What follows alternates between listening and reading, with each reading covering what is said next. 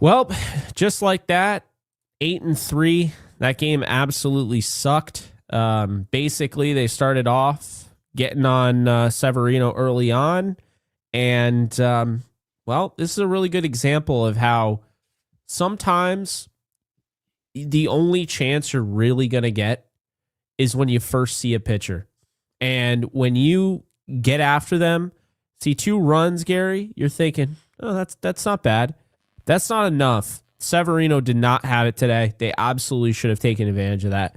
They did not. Then the bullpen came in. This is, mind you, one of the worst bullpens in baseball. We were talking about this. And, just absolutely pathetic showing for the New York Yankees. I thought Will Warren was fine. Again, it's hard because he's only going to throw 80-something pitches because it's early on in the year. So he can't really fight himself out of danger. Boone really has been strict with his pitch count, specifically him. So, I think some things I want to discuss today, Gary.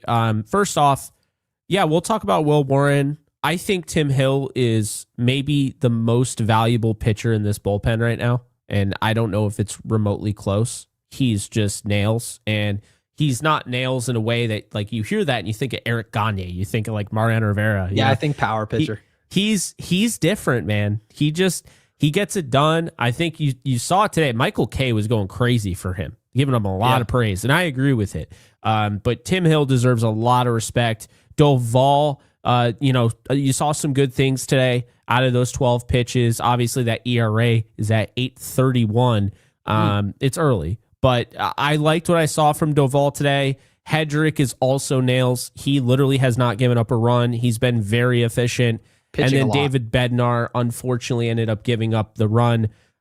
He's being overused. So I think there are a few ways we can go with this show because, I feel like anybody trying to do a podcast after this specific performance is going to struggle, but I know we're not going to. So here's the deal. I want to talk about the pitching. I want to talk about the fact that, you could say it's early on the season. Call it what you will. I say, you are seeing these warning signs, these red flags in the first 11 games. And now it's up to you. If it's clear as day, and it is, Gary, then at that point, you are responsible. If you don't get it fixed, okay, well, you can't say, oh, we didn't see it coming. Bro, we see this in April. First off, want to point out the bullpen, okay? You can't just keep using David Bednar. He is absolutely overworked. He also hasn't looked great, by the way. He's looked good at times. He hasn't looked like David Bednar, in my opinion. I would go as far as to say that. So you can't just keep using him.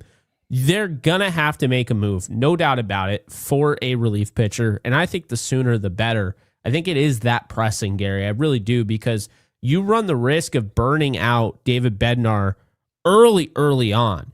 And then the second thing here, and a big thing, is the Yankees lineup just doesn't have enough juice. Now, this can change. Don't get me wrong. This can change. The prompt today was, do the Yankees have enough juice in their lineup? They don't. This can absolutely change. Jazz Chisholm can start hitting well. Austin Wells. But let's just talk about not just, and we know baseball. We know it goes in waves and all of that. I get that. But I don't care if it's April, okay? And I don't care if they're 8-3. I want to be honest here, because this is what, our show is about. The way I see it, Gary, is what are you doing for me right now? And right now, Aaron Judge is not Aaron Judge, but he's serviceable. Okay? He's at least in a slump, but like he's finding ways to get on base. He still is a threat at the dish. Cody Bellinger, he puts together good at bats.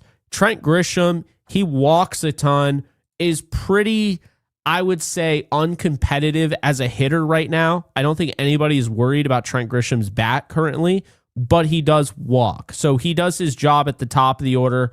Although that said, you and I have said for years, the big thing with like somebody like Arise is that, he just, he just hits singles. He doesn't really If he's not getting slug. hits, he's essentially useless. And some of those guys that you're naming, while they're not hitting, you said Judge is hitting 250. That's not Judge-like.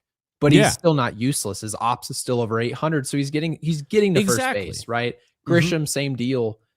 But my God, when you're looking at what the Yankees have got going on in their infield, it's atrocious. It's so inevitable that Anthony Volpe is just going to step right up for the opportunity.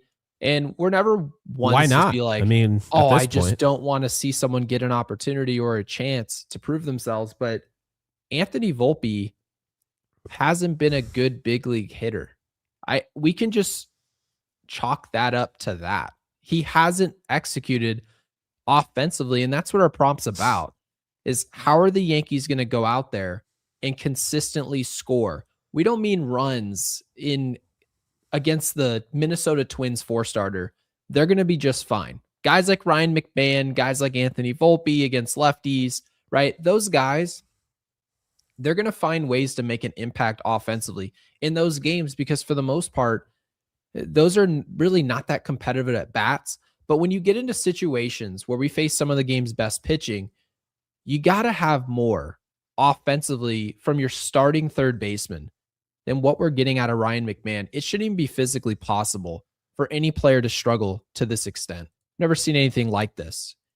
Ryan McMahon today, they made the decision to put him at shortstop, which I thought was interesting. Obviously, the throwing has been downright atrocious. I'm not sure if they want to chalk that up to weather. The A's seemingly had no problem making throws, but for whatever reason, and you did mention it, that you saw it in our live chat even before we went live, you were like, man, I really agree with that chat. People are complaining about the weather over and over and over again. Oh, I don't care. We're all playing in this weather, and it goes across sports, man. You're playing in the NFL. You can talk all day long about how cold it is. We can't catch the ball. It hurts to block. It hurts to tackle. Everyone has to do all the same stuff. And so considering that, maybe you want to talk about the weather pre-pitch, right? Michael Kay and Yes Network wants to introduce what the weather's like and what it's like for the people in the stands. You kind of understand the environment, but I shouldn't be hearing about the weather and how uncomfortable people are in the 7th inning. I don't care at that point. I simply don't care. Ryan McMahon, I'm over the weather. Shortstop, third base, right?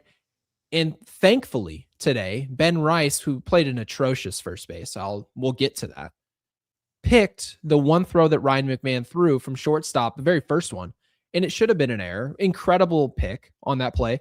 And Ryan McMahon struck out twice today, went 0 for 3. His other out was rolling into a double play. He is useless right now. There's nothing useless. What you mentioned about mentioned about Grisham, you said, oh, he's not hitting, but he's walking, right? Aaron Judge isn't Aaron Judge, but he's still serviceable. There's nothing to take away right now from what Ryan McMahon's doing. And we didn't lose this game per se because of Ryan McMahon.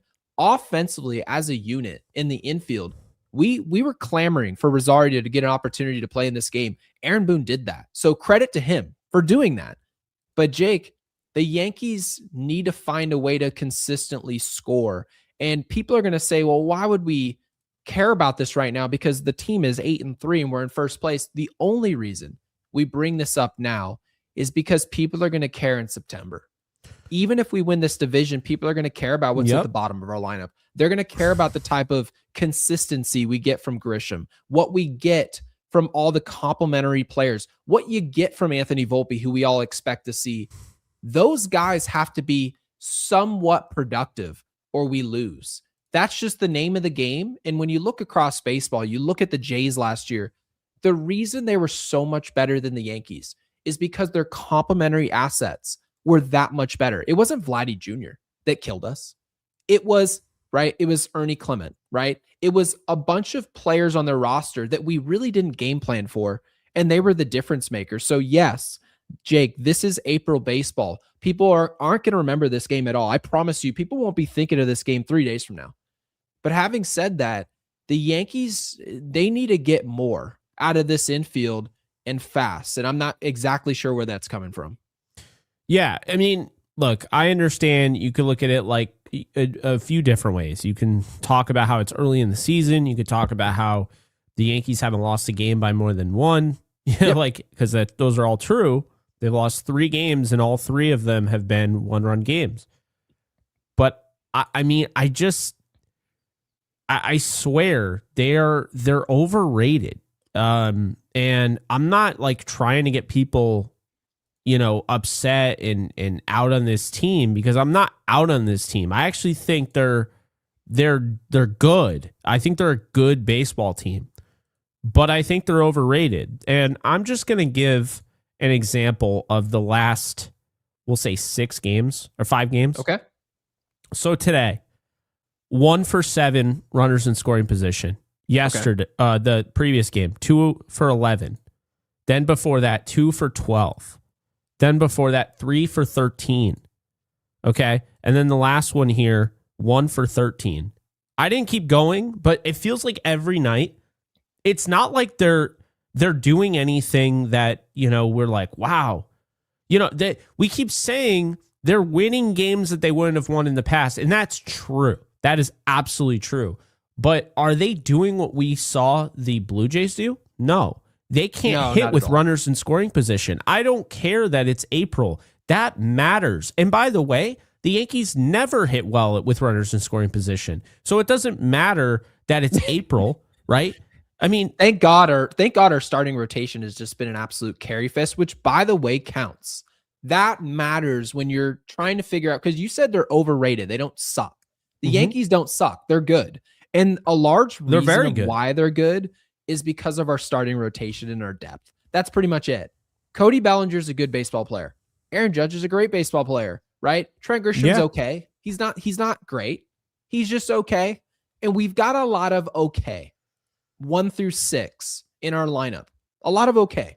And 7 through 9, you're like, that could be a lot better. That's not very good. But the Yankees over 162, our starting pitching's really good, man. I understand that people might have been slightly upset with what Will Warren put out there on the field today, but I wasn't that upset with it. I really wasn't, because people have to remember, if you watch this game as intently as I did, and I'm sure everyone did here, you're talking about a routine ground ball to Ben Rice that he boots, that turns into a 2-base error. If he doesn't make that error, it's a quality start. And Aaron Boone doesn't have to go to his bullpen. So, and I don't want to give Boone too much credit. He loves going to his bullpen. It's his favorite thing to do. Yeah, no, of course. But Jake, this starting rotation's part of the team. It's part of the reason why we're considered a very good team. But if you gave us a league average rotation, and I don't want to just like get into a bunch of hypotheticals, but the Yankees need to find a way to carry some weight offensively. That doesn't just include the postseason. That's also regular season baseball. That's not hitting home runs. That is getting guys on second and third base with less than 2 outs and coming through with base hits. That's where batting average starts to come in. Batting average with runners in scoring position. 2-strike approaches. We struck out 15 times today, Jake. Shouldn't be possible. I don't care if it's 10 degrees or 110 degrees and everyone's expecting the ball to go out the park. You have to find a better way to make Luis Severino look like Luis Severino. We made him look like Bob Gibson this afternoon. It's just... I was waiting for the Sandy Koufax mention. I know, and I had to go a different direction. We had the right-hander. And to some degree, you have to tip your cap. I really like the mix that Severino's got going. He's got the cutter and the sinker. Actually, Matt Blake probably would love to work with him now. But to look at this A's staff and say we struck out 15 times, that's just not going to get it done. You struck out more than you put the ball in play. That's just a barbaric performance. Here's the reality. Okay. They jumped on the A's early on. They didn't take full advantage. This is why you gotta really put up a crooked number. You gotta be disgusting with it when you get a hold of the starter, because starters are notorious for this. As soon as they get out from that quick, okay, that sucked, they get their confidence back, and then all of a sudden you can't hit them, or you can. It's one or the other. Severino settled down. They talked about that on the broadcast. He absolutely did, and it changed the game. Now, one thing I want to point out is that the Yankees did not deserve to win this game. Okay, this wasn't a fluke. They had 4 hits to the A's 9. Okay, Grisham, Judge, Bellinger, Rosario. That's it. Those are the only guys. And there weren't even good hits. Cody Bellinger hit a little Judith single out to left field. And by the way, I think we had 3 straight hits almost to start the game. I can't remember. I think it was it Grisham who led off with a knock? And then, because I know Cody, I believe so, yeah. hit an RBI single to left field, and it was not struck hard. Guys, it felt like we were no hit today. If honestly, if you kind of glance at this game, it felt like a no hitter. It was really bad baseball. It really was. And I saw Scott Ross. I don't know if you saw that tweet. I didn't. So it came up. I mean, I haven't really been looking at Twitter lately, but I saw Scott Ross's name pop up, and I did what anybody would do and be like, oh, let me check that out. Yeah. And I'm going to read it to you. He tagged us. Some food for thought. We crushed Donaldson for hitting 222 with 15 homers and 62 ribbies. Also played great defense. McMahon will not remotely approach that. Cashman learned nothing from the Donaldson disaster. I think this is a genius point. See, he's absolutely right. Donaldson got a lot of shit. Yeah. But right now, that would be acceptable. You would want that. And we knew he played a good third base. Yeah. So this has been my thing. I've been consistent about it. Ryan McMahon was just not a good move. And I don't think either of us liked it. I mean, you were like, okay, the defense is really good. And we had an idea. We were prepared for this by John Morosi because he said they really like his defense. So we had an idea that he would be in play. But McMahon sucks, man. Like, and I don't, dude, I don't like saying that, but I'm just going to be honest here. Like, he's not going to work out in pinstripes. Like, you just know. Like, it's not hard to see this. He's literally what he was, actually worse. Oh, man. He's worse than what he was when he wasn't in Colorado. And now I think the defense is regressing because you can see the throws from shortstop when he was playing today.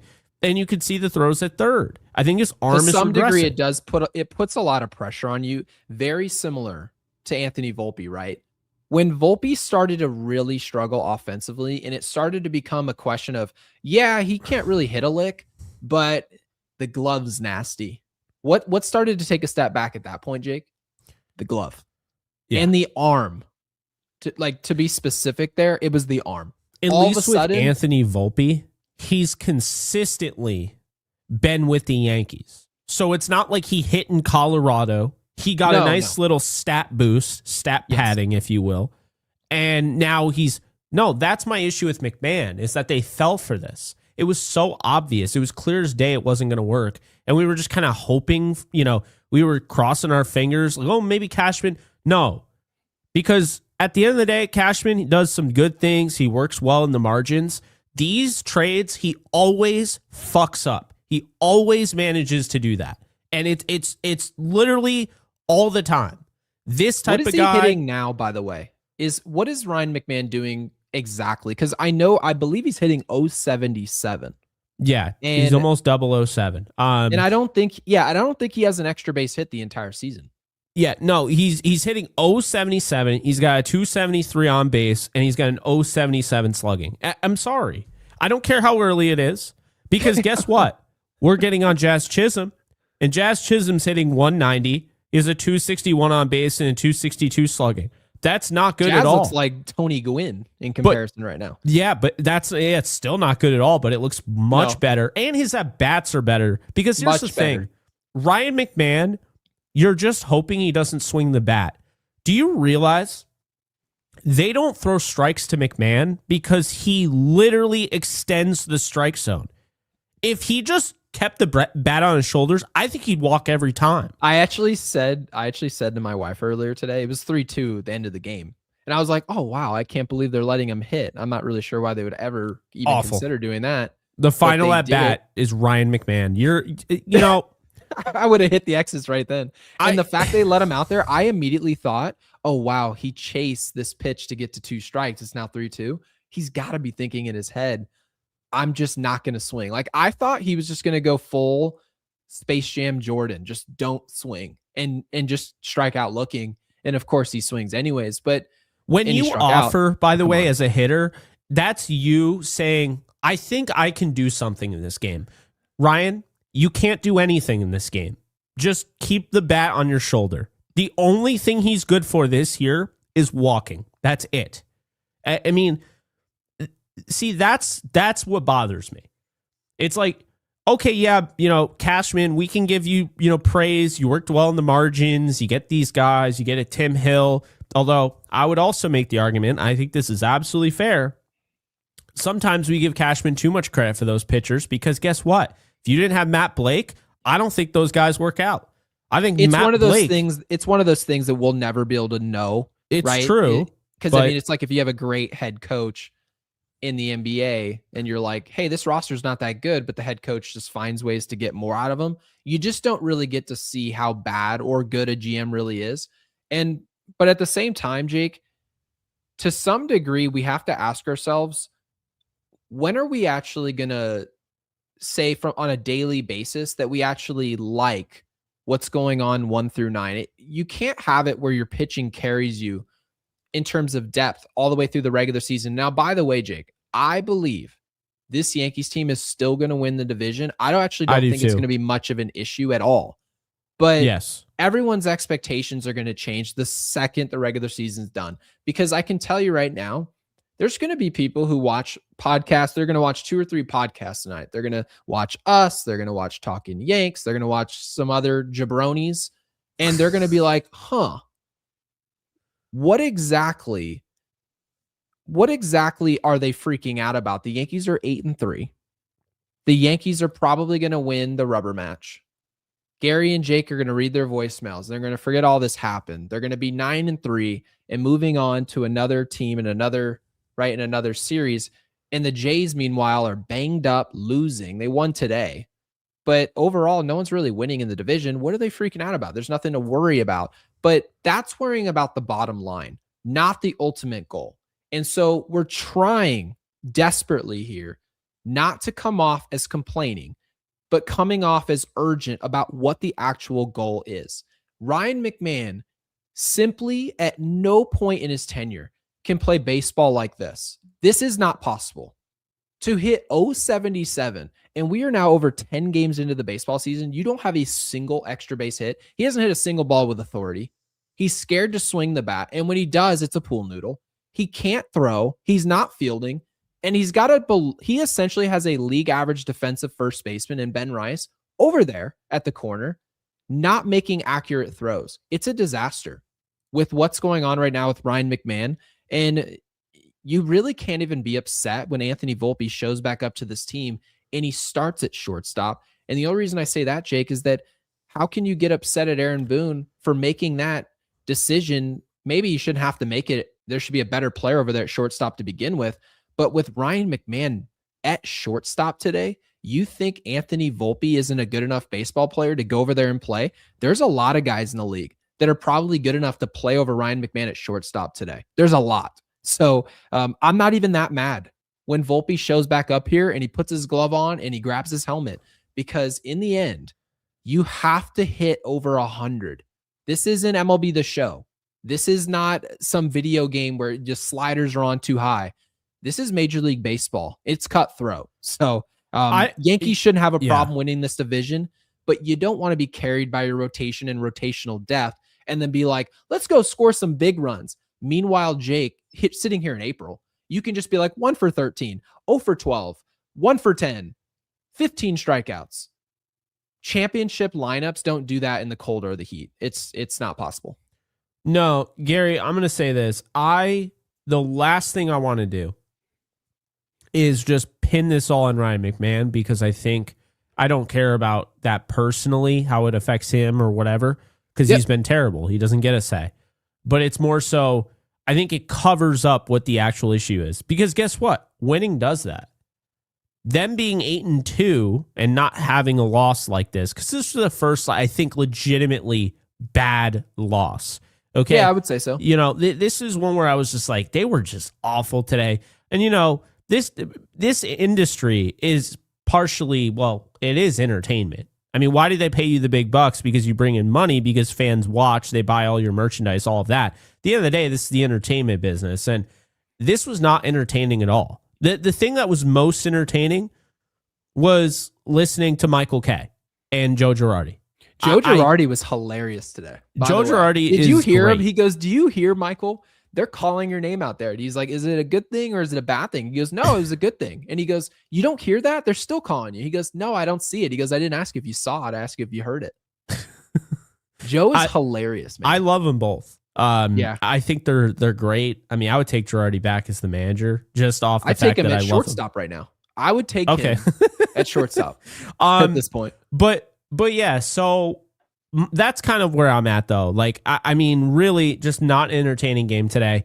But what I don't want to do, and it's hard for us because we're going to be doing 162 episodes total. And then we're going to do playoffs and other episodes on top of that. So we're going to do more than 162. So I think the big thing here, my goal for us is that we are going to get to a point where the Yankees, they're going to have 25 wins, maybe 10 losses, right? They're going to be in a really good position. Sure. And they're in a good position right now.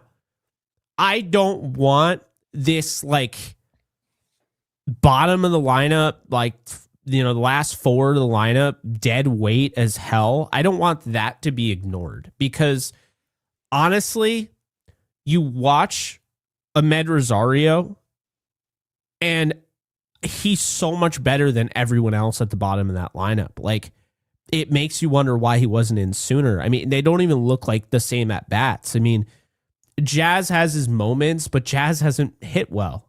And then you have, you know, Austin Wells, I think is going to turn it around, and he didn't play today, but you know, Austin Wells hasn't put together like the best at bats. And regardless, that's might be putting it lightly. Well, Austin Wells has been worse than we thought. I mean, let's call it like stats? It is. It's the bottom of the lineup, the bottom four, maybe even the bottom five. I'd go as far as to say maybe the bottom five. I think our pitching is good enough, Jake, where you're going to look like a bad fan overall, not you or any, mainly just any person saying, "Oh my God, like who the hell's hitting in the bottom third of the Yankees lineup?" Those guys are going to matter for all these teams. Who's in your bottom three? You got to get something out of that group. And I believe, and this is a positive. I mean, I've been saying I don't like Rousen. I think he's definitely an issue. Sure. So. I think the Yankees have enough pitching as far as their starting rotation where the bottom third of the lineup's not going to be a problem in the regular season. I just don't believe it will. I think this Yankees team, as much as we think Ryan McMahon's a joke, we think Anthony Volpe's not good at all, right? We think Rosario makes that group look like, honestly, Rosario is just better than that entire group. And yet, that's what we're resulting to. And I still think this Yankees team wins 96 games. That's just where we're at. And that's I think where they could win 98 to 100. Yeah, it's more so of how does this group, can you get something out of that group? Yeah. In a shorter sample size in a postseason series. We haven't gotten anything yet. I do want to get to some supers because we rarely ever do it this year, but we're falling behind. Nick, welcome aboard. Thank you for the broccoli. Really appreciate. Thank you for getting involved in the channel with the 5. It says, "Love the show, guys. We'll be okay." You're absolutely right about that. We will. It's early in the season and we're in first place. That is, it's the most important thing right now, but it's also important to Jake and I that it's how we're winning these games, not just that you're winning. So yes, you're going to look like you're complaining, right? Regardless. And it seems very negative, but to some level, you can't turn on the game every day and be like, "Well, we found a way to win and we were 1 for 12 in scoring position." That's not going to age well in the important games of the season. And Nick says McMahon will figure it out. I have confidence in this team, and to at least put some confidence in the room about Ryan McMahon. McMahon had a great postseason last year, for whatever that's worth. I don't know why it happened. I want to give him credit for doing that. The defense was great. Offensively was great. The at-bats were awesome. And you're talking about the bottom of the lineup, exactly what I'm saying the Yankees needed. So is it in there? I feel like it has to be, but this is historically bad. We're at Joey Gallo territory here, 10, 11 games into the season. This is wild. Do you ever get like tired of the whole, oh yeah, it's early on the season, we just have to wait? And it's like, not every other team has to wait for that many guys. Like, I understand guys go through, but it just seems like I get tired of that. I don't know about you, and I feel like that's just part of the way these guys hit. I think a lot of it is an emphasis on power, and that's my issue with Rousen. I feel like it has to be. That actually, what you just said has to be the whole gist of it. If you're a power hitter, I mean, I want you to think about this. Yeah. You described Austin Wells, right? At the very beginning of the season. You said, oh, I believe that this can work out. Now, I brought up the stats on Twitter, actually, and I said, well, Austin Wells struck out 130 times last year. He walked 30 times. That's a joke. Okay. That is a joke. And it didn't even get better in the postseason. Matter of fact, it was 10 times worse. Now, having said that, if somebody asked you, how would you define Austin Wells' hitting approach? You would say, well, when he's really got it going, which was the second half of 2024 to be exact, you would say he can hit 20 homers, he has quality at-bats, and he's a great framer, right? All can be backed by data. Now, when a player has to be defined as can hit for pop, can take good at-bats, and is a good framer, you know what I didn't say? He has good bat-to-ball skills. He's a great contact bat. It's a great situational hitter. Do you remember last year Boone was like, oh, the best situational hitter, and it's not even close on this team, is Paul Goldschmidt. It just so happens that he was one of our best contact bats as well. It's not a surprise. All of the power guys during the regular season, there's just so many ebbs and flows with what's going on. It just leads you down the road of, hey, he's hitting $150 the last 75 games. And it makes you want to say the guy sucks. And at the end of the year, all of a sudden from September 1st to September 18th, the guy has a small hot streak where he hits 7 home runs against whoever the hell, not good pitching. And then you say, oh, well, he hit 19 home runs, so he can't be that bad. It's like, well, I watched him suck for 3 months. So yeah, to your point, when you're talking about power bats, guys looking to hit 20 home runs, they're going to hit 210. They are going to struggle for a couple months there. They are going to have a drop-off period where you're waiting for them to essentially resurface. So I think Austin Wells and Ryan McMahon, Anthony Volpe, they're all going to do something pretty similar. They're all going to give us something this year to different degrees, but they're pretty much all going to give you 15 to 20 homers. You might not like how they got there, but they're going to get there.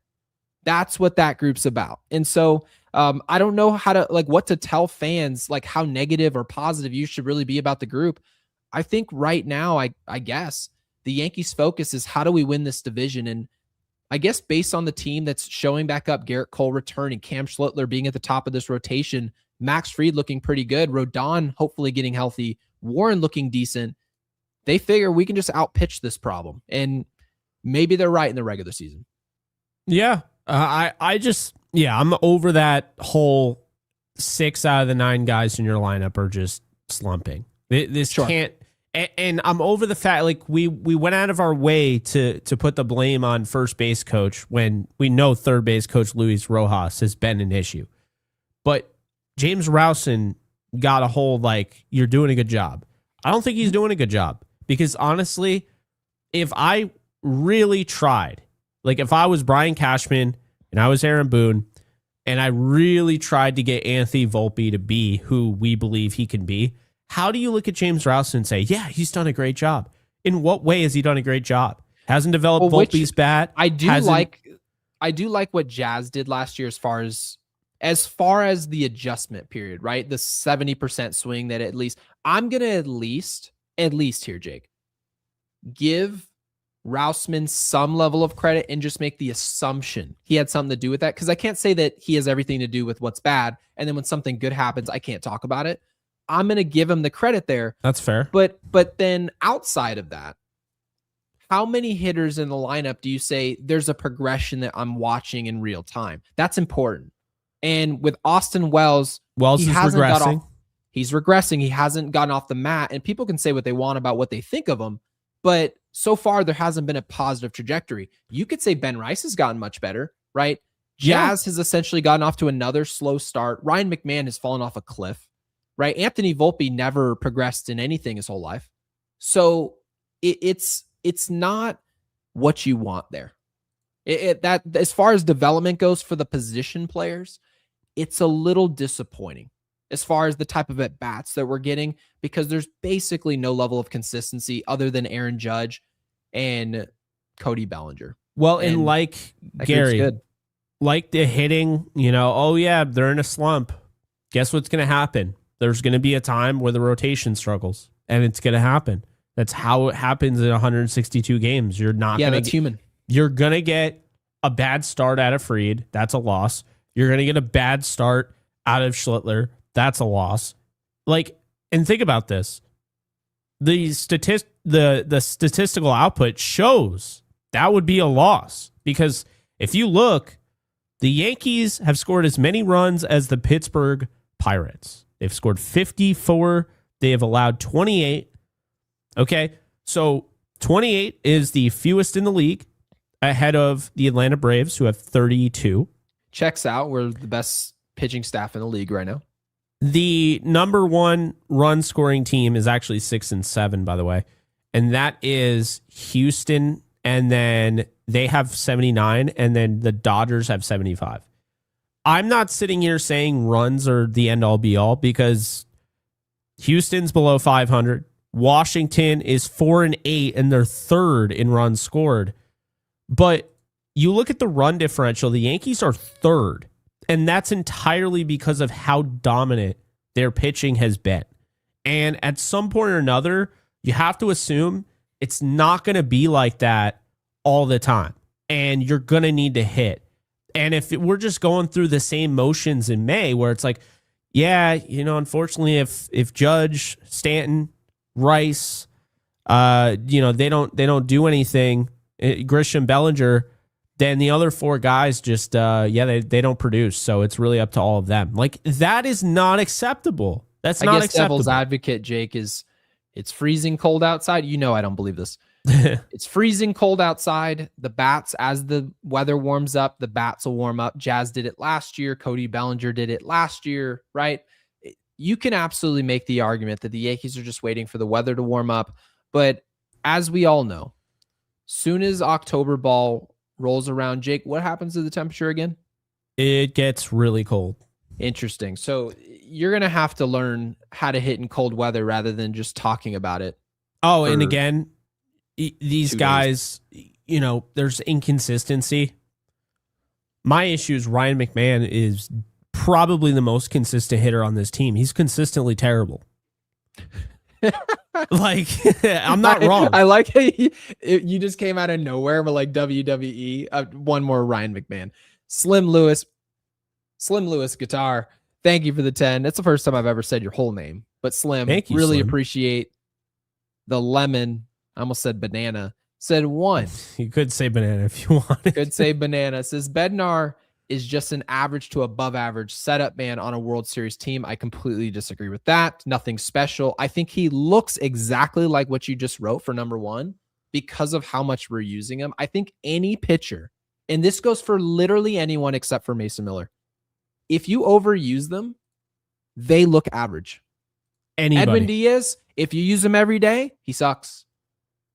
Prime Eric Gagne, you want to use him every single day, multi-out. Like you're talking, oh, I know I need more. I need 5 outs today. Oh no, tomorrow I need you to throw 50 pitches. But coach, I'm a closer. No. You're going to go 61 pitches because our staff is on a pitch count. See, we need you to get these extra outs because it's April, right? We want to protect our starting pitchers. Okay, yeah, I'll do what you need.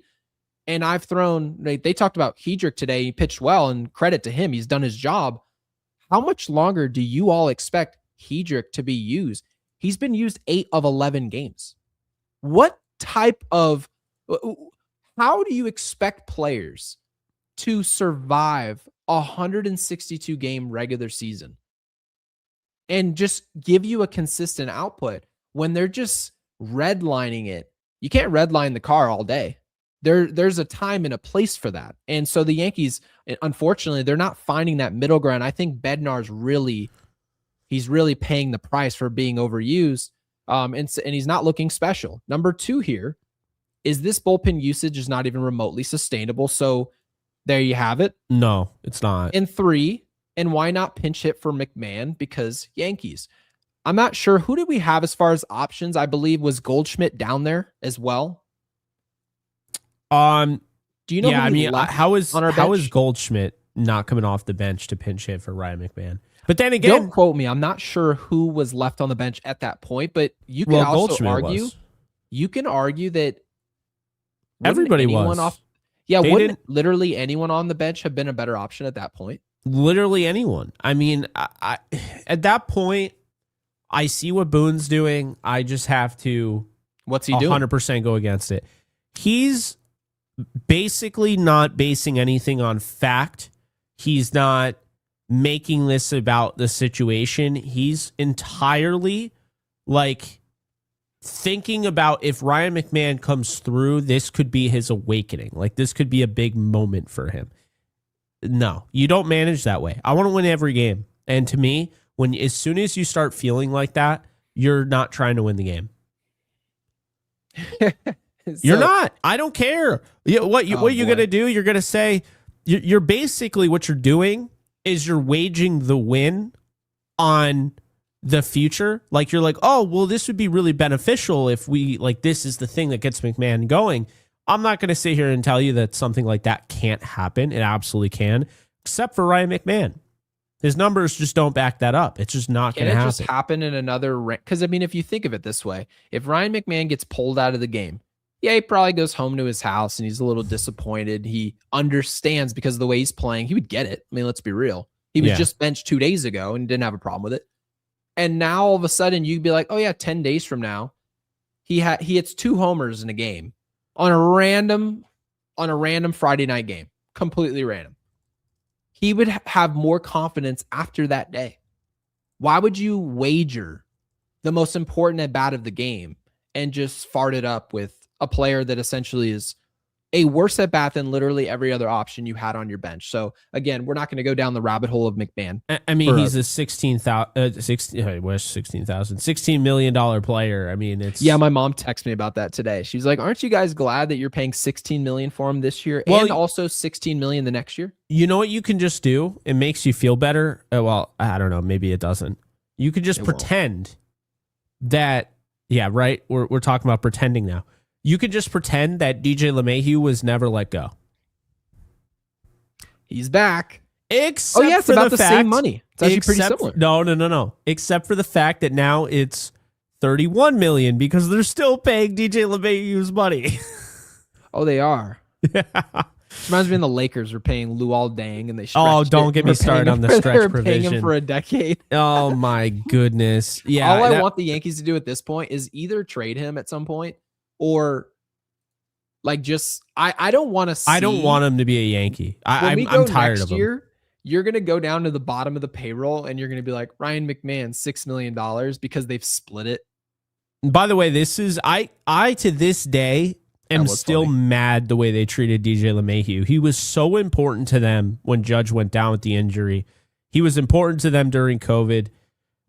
The way that they treated him was garbage, in my opinion. And I understand it's a business, but he was hitting, to Welking's point, he was literally hitting 260 and they DFA'd him. And I don't know. I didn't like it. They found a way. There were so many different times DJ LeMahieu was useless. And they were like, they finally waited for him to get healthy and show a glimmer of hope. And they're like, yeah, hit the road, hit the golf course.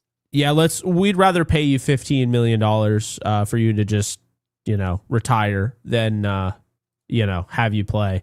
Could you imagine if somebody came up to you and were like, hey man, like all the work you did in 2024 for Yankees Unloaded, 2025, man, you were electric.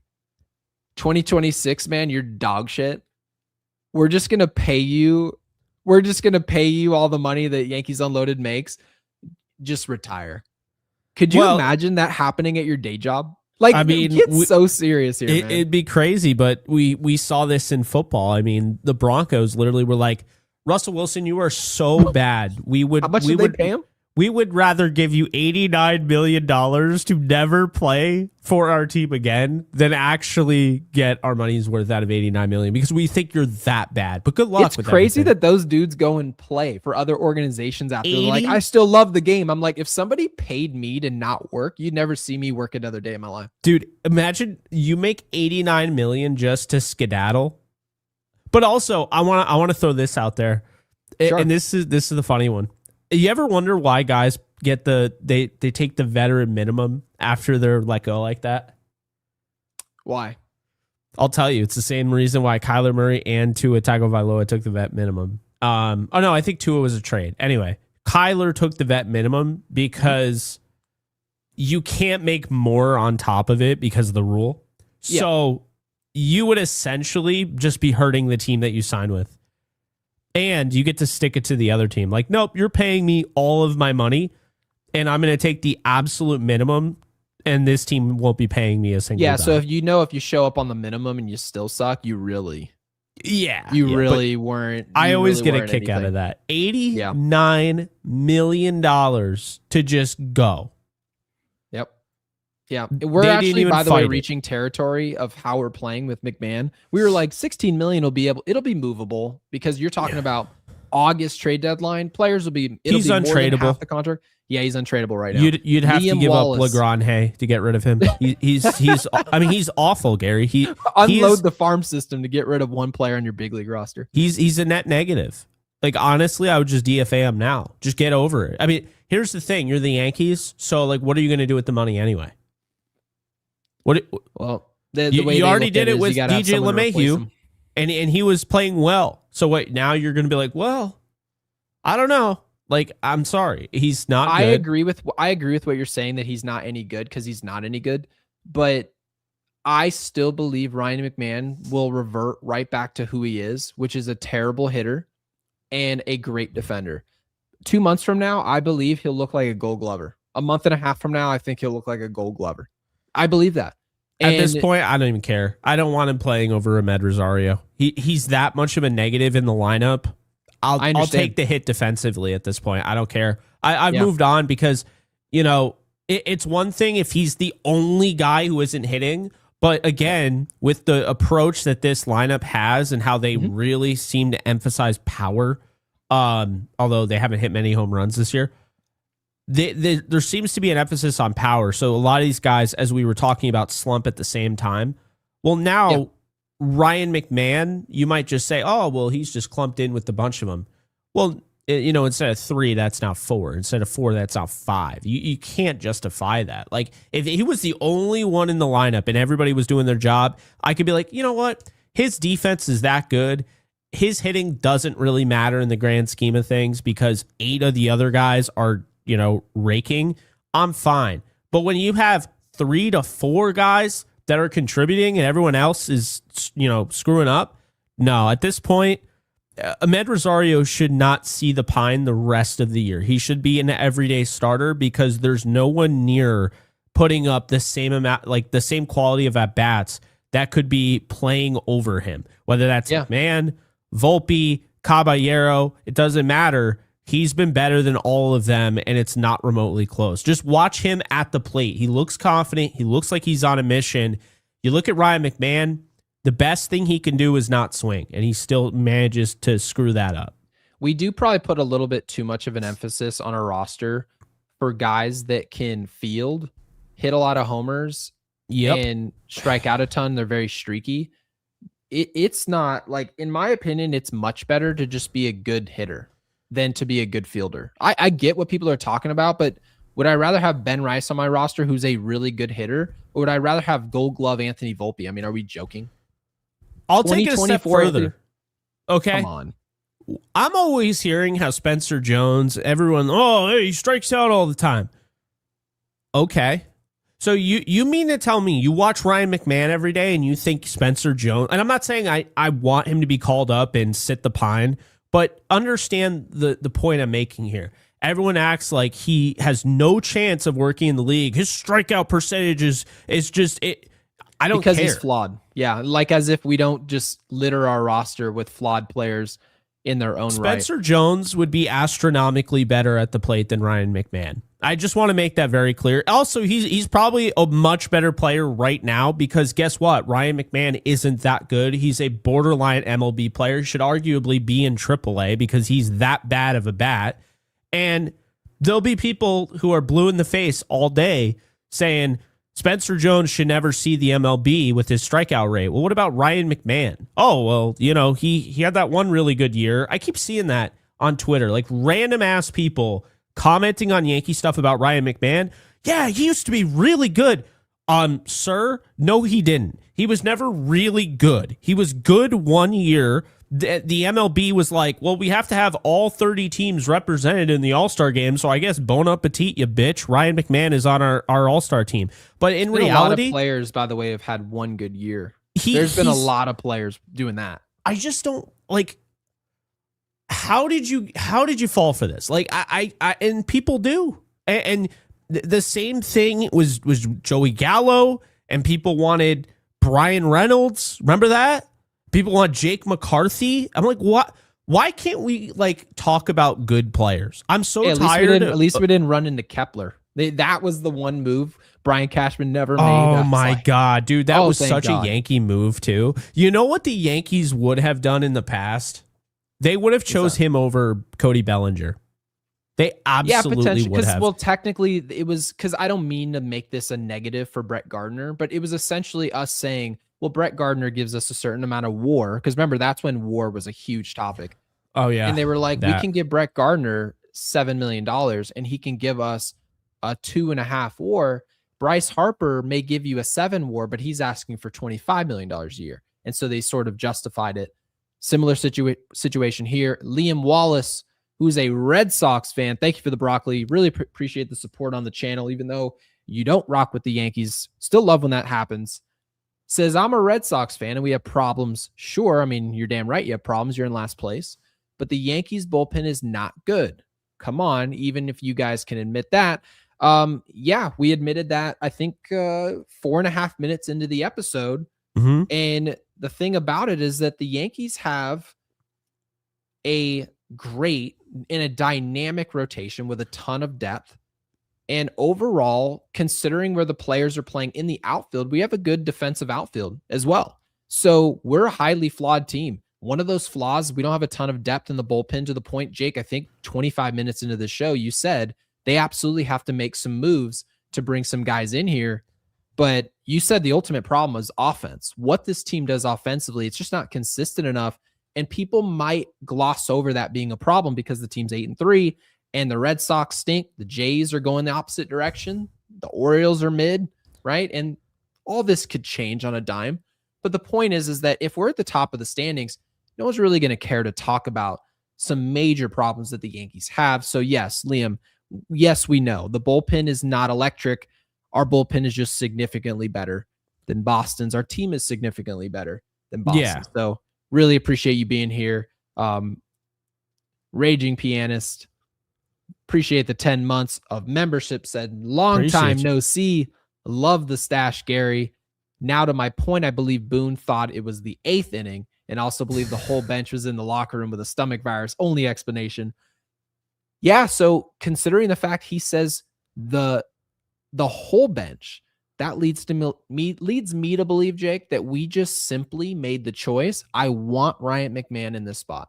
So my point, I don't want to. Right? They chose that to try to boost pull his something confidence. Out of the situation. Like, yeah, oh, good. It reminds me. You remember when Joey Gallo hit that? Do you remember he hit that 3-run homer at the stadium? And then everyone's like, "Oh, Michael here K it was is!" Like his signature moment. And I don't mean to make fun of Michael K. Like, that's not the point here.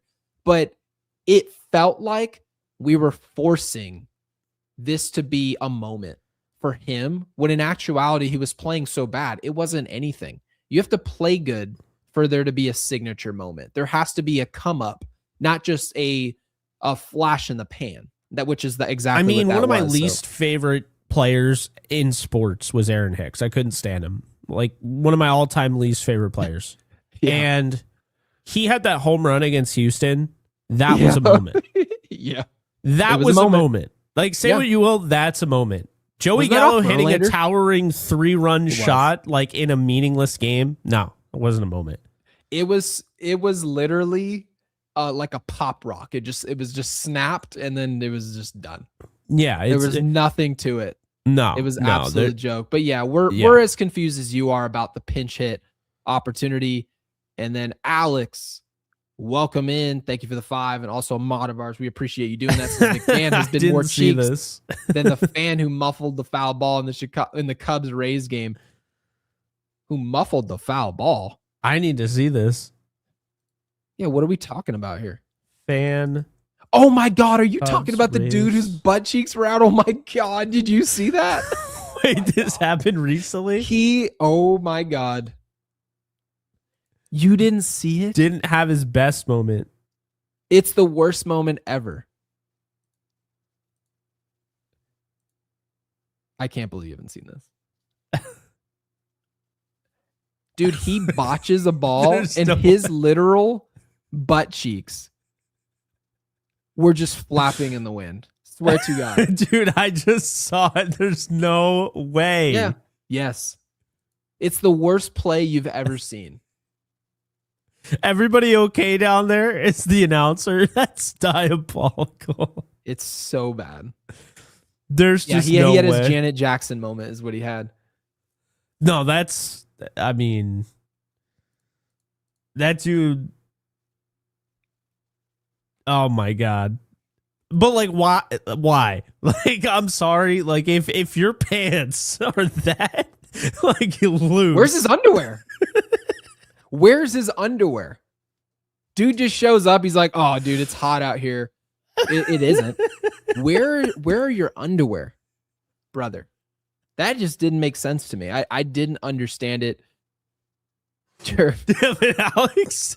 I hadn't seen it, so this is a live reaction. It's ridiculous. That the guy looks like somebody that would have that type of situation. I'm just gonna be honest. Like, I saw him before he caught it, and I was like, yeah. Really bad. Checks out. Jersey Girl with the 5. Thank you for the broccoli. Really appreciate the support on the channel. God. Says we have 6 players batting below the Mendoza line. And those for unfamiliar, the Mendoza line, I used to think when I was a little kid, it was 220. No, turns out it's even worse than that. It's 200.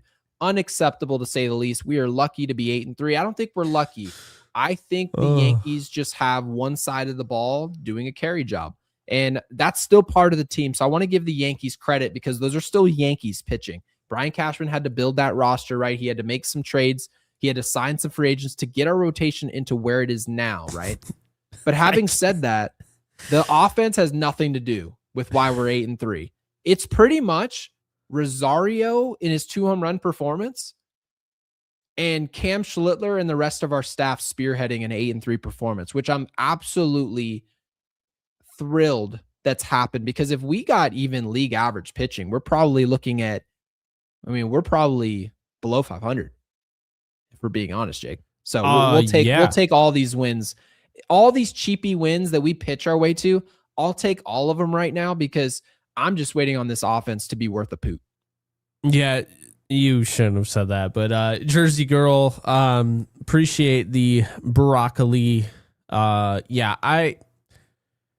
Right now, like, I'm going to appreciate wins. Don't get me wrong, but I still, and we call it both ways. You know, we call it like we see it. We have the good, the bad, the ugly that we talk about in every show. And when they lose, we're going to be a little bit more uglier. That's just the way it is. So yeah, I'm like back to being frustrated because at this point, it just feels like it's insulting our intelligence as baseball fans to have like guys like Ryan McMahon in the lineup. You literally go out every day, you go to batting practice and you're like, yeah, Ryan McMahon's going to be in our lineup and he doesn't do a damn thing. And then you're like, what are his numbers at, like, with the Yankees right now? Oh, overall, I know he's hitting below 200. He absolutely is, but like, I know all that. He's time probably with the hitting Yankees, 175, 180. I'll say 180. So his career with the Yankees, oh, awesome. We just don't have his stats, but let's just do one not including today. Not like it really matters, right? So all time, not including today, 64 games. He's hitting 192, a 606 OPS. That is 100 points below league average. So if you close your eyes and just spun the wheel and any random hitter in baseball popped up out the woodworks, that player would have a 100 points higher of an ops. Yeah. Than Ryan McMahon, his entire tenure with the New York Yankees. So, and then Liam Wallace is back for more, the Red Sox fan, with the 5. We really appreciate the support. So Never apologize for multiple super chats. Yeah, he says, I'm really sorry. Here's a $5. Sorry, my second super chat, but Jazz is not a good player. He wanted $350 million. Come on, man. Says he's not good. I disagree. I believe Jazz is a really good player, not just a good player. I think he's a really good player. Now, here's my explanation. Really good players don't get $350 million. Great players do. Do I think Jazz is worth even close to $350 million? No, I don't. But having said that, I've seen better players sign for $150 million. That's sort of where I see Jazz. I see him as a $100 million player. That contract, Jake, that we talked about with Gleyber Torres, the deal he was looking for, 5 years, $100 million. That's probably where I see Jazz. 5 years, 120, 110 million, but $350 million. He's saying that from a standpoint of confidence, not what he's literally assuming. So I hope that comes through where people understand when Jazz says he's going to be a 50-50 player and he's going to sign for $350 million. I think he's saying that simply because he cannot yield to other players just being better than him. I mean, someone asked him this offseason, do you think Ohtani's a better player than you? He was like, nope. Do you literally think he believes that? No, he doesn't believe that. But that's part of his spiel. That's kind of how he does things. Yeah. Although he does believe Judge is better than him. He's mentioned that a few times. So that's the weird thing. Like, I understand that's like your thing. It's like the whole Eli Manning thing. Like everybody got on Eli Manning because they were interviewing him. And they asked him if he was an elite quarterback, and he said yes. And everyone's like, oh, can you believe Eli Manning thinks he's elite? It's like, what do you want him to say? Nope, I suck. I should be traded. I might even retire because I'm this bad. Like, hey, Jake, do you think you're a good podcaster? It's like, no matter what you think of yourself, do you think you're going to get on air and be like, I could be better. I'm okay. It's just it's completely they did the same thing with Joe Flacco after winning the Super Bowl. And they're like, do you think you're an elite quarterback? What did you want Joe Flacco to say? No, I won the Super Bowl, but my defense carried me all the way through. Like I'm not. No, I'm opportunistic. I'm just here by chance. Yeah, no, like that's the thing. So that's the weird thing about the whole Jazz thing because he's admitted to like Aaron Judge is better, but then like Ohtani that draws the line. Like, and Ohtani right now is probably in line to win the Cy Young, and it's early. Yeah, like he is dynamite right now on the mound, completely dominant. And he's hitting. And but Jazz I do like Jazz. I could do that. I do like Jazz. He's just, I like Jazz. I mean, it's not even worth arguing because he's not anywhere near that level. By the way, if his hitting does significantly improve like we believe it's going to, because he's not hitting well right now. His defense is among the best in the league at the second base spot. So can you believe that play today? I mean, he is like really. We're talking about a guy that last year he had 240, he had 30-30, and he had an 813 OPS. If he repeats that and his defense got astronomically better than last year, he's absolutely going to get over 100 million. There's no question. Because last year, just contract. I mean, that's generational wealth. So yeah, you might not get 350 million, but if you finish strong with the Yankees, get over $100 million with us or even another organization, that's a win. People aren't going to be talking about you being that soundbite will just go with the win. No one will care. This is, I mean, I understand it's early. This is by far the best analytical defensive season in his career. Like he's on pace to have by far the greatest defensive season he's ever had. I'm already seeing a difference. Like he just looks like a better defender. That's why that double clutch Cadillac over to first, like you said, that type of stuff just absolutely drives you mad because you're looking at this player and you're like, he's today, the diving catch, like he's stealing that but then that guy got a hit, hitting one right at him. So it's I'm not sure, because I almost want to say is the progression this is a good thing. Yeah. But when you're getting this grade of defense overall from Jazz, like analytically, it's number one in the league at second base. There's no one better. Could it be contract related? This is a contract year. So could it be that? But then to your point, you get a ground ball right at him. You think, oh, contract year, he's going to be ready for everything.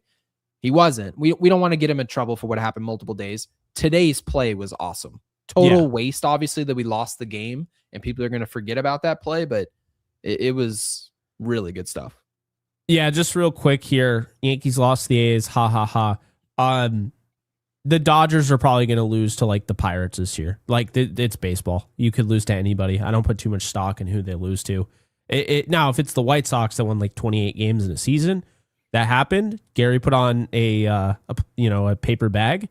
That's justifiable. But I told you I like this A's team. I don't think that they're a perfect thing, and obviously I don't like their pitching that much. But I am telling you, dude, those hitters they're feisty, and they make, it's really the timing. Like they get those late game heroics. They did it a lot last year, and it's almost the same group. I mean, they added, a few different players. McNeil, of course.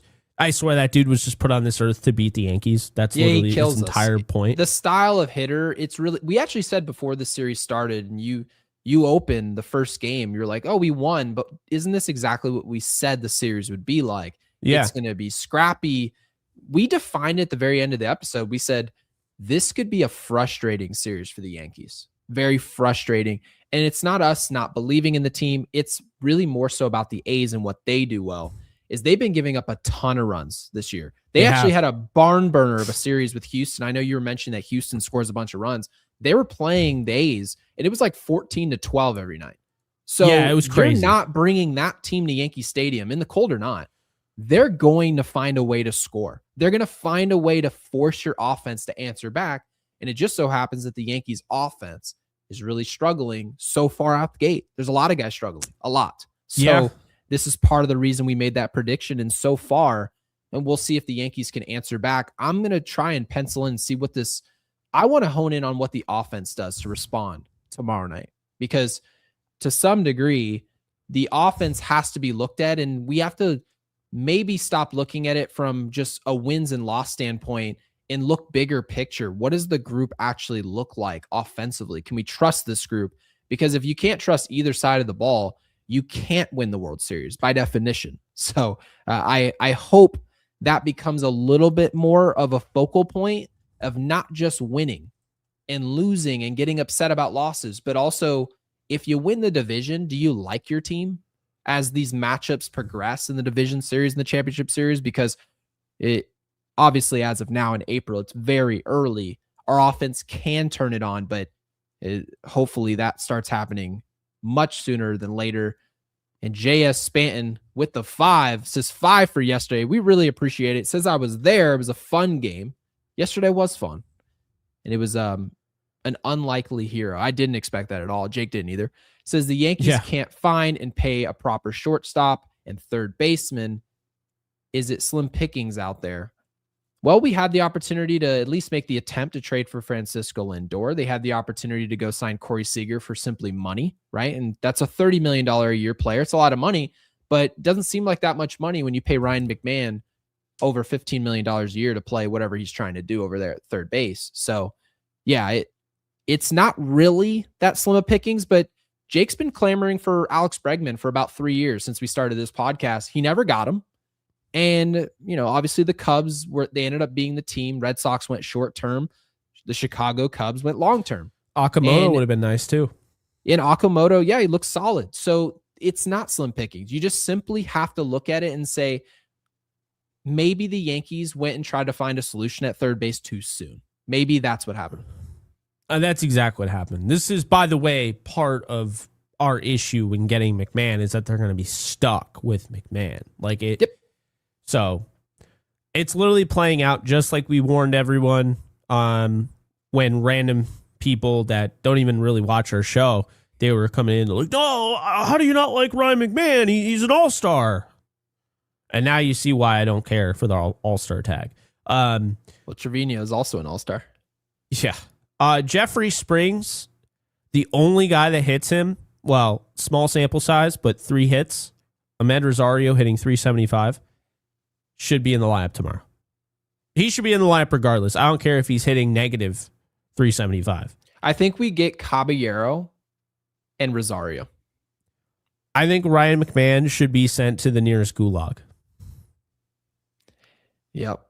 So there's no possible way he plays tomorrow. I don't think even Boone's starting to understand, I believe, but then at the same time, we watched the pinch hit opportunity just not be used today. So I'm not really sure. Raging Pianist with the 5.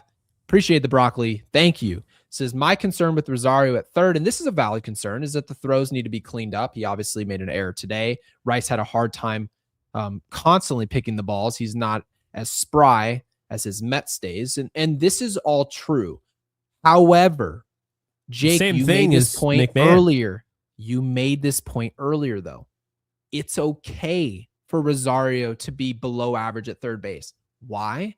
Because he's actually a serviceable at bat. Yes. It has to be more important, to have a serviceable player in the bottom of your lineup than to simply have a good defender. I'm sorry. You can absolutely argue that, yeah, the starting pitching on this roster, Max Fried and Cam Schlittler with the sinkers, they love having a defensive-minded third baseman over there, and he can make better throws. But I just saw Ryan McMahon spike a ball today, and we don't draw conclusions about him. Rosario's just going to make bad throws. But would I rather see bad throws from time to time at third with really good offensive at-bats? Or would I rather see a player who's good at third base who's just a zero, a donut offensively? I'm sorry. Rosario is a flawed player, not as flawed. Not as flawed as Ryan McMahon. No. And I know what I'm getting. I also think he's an underrated defender because people look at him and is like, oh, he's second percentile on Savant. I don't think he's a second percentile like fielder. I'm not saying he's great. He's not. But I'm not saying he's awful either. I'll take second percentile defense at third base if I get a guy who could hit a lick. Same as Suarez. I said would we like Suarez at third base right now? Probably, right? Not a good defender, but he's still Suarez at the plate. It would make this team way better. So I didn't even want Suarez either. So imagine how I felt about Ryan McMahon. I didn't want any of them. I wanted Ke'Bryan Hayes because I knew what I was getting defensively and he could hit for average. I know he's not currently. I don't care what he's doing currently. The point stands. He was $8 million a year instead of 16. It's easy to get out from under that contract. He's also you can just give up on that. He's younger too. So, there's something there where it's like, oh, maybe a change of scenery could have helped him. Anyway, there was one thing I wanted to point out. Oh, I wanted to say this, okay? Because I know for a while this show got very about the fundamentals and the defense after the World Series. Mm-hmm. I'm going to make a bold claim here that the reason we talked about it like that, because it was as bad as it was, is because the offense wasn't good enough to overcome it. If you have an offense that can score 5+ runs a game, right? Who cares? This makes a lot of sense. But the Yankees, like we talk about, oh, well, the margins get really slim. The margins have been slim this year, right? The defense has had some issues. McMahon hasn't played his best. And you talked about the Rosario error. Gary, are they losing because of those errors? No. Every single loss they've had is because they've failed to score more than 5 runs. I mean, if you look, they've just been like days this is a great offensively. Point.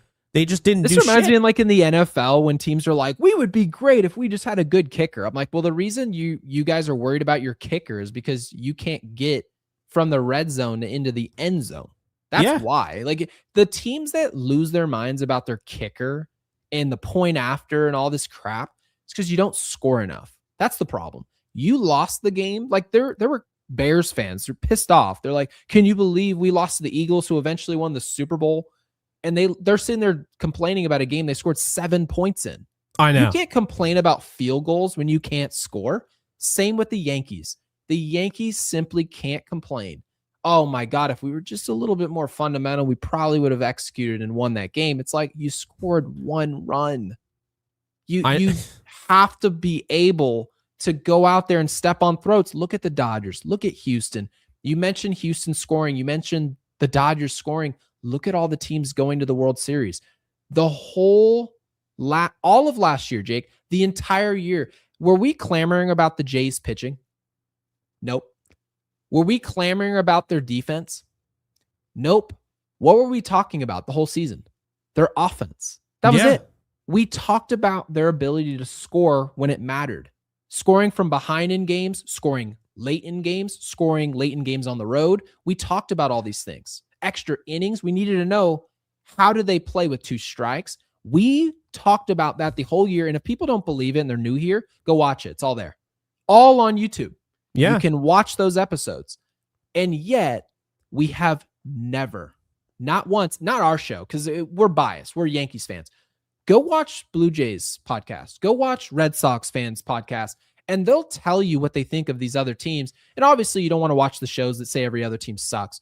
But the point is, no one was like, what are we going to do to stop that juggernaut of a Yankees offense? They didn't say that. The Red Sox this past wild card were preparing for Cam Schlittler. They were preparing for our rotation. They were preparing for Bednar, Aaron Judge, right? They were preparing for a 2-headed attack of Bellinger, Judge. How do we work around that? Their rotation. And then make the Dodgers beat us in the World Series and said, we just wanted to put the ball in play and they'd beat themselves. That's what they said. They didn't even talk about our offense. Not even a conversation starter. So we have to prioritize offense, whether it's George Lombard Jr., whether it's Spencer Jones, whether it's the development of Jason Dominguez, whether it's making some big sexy trade.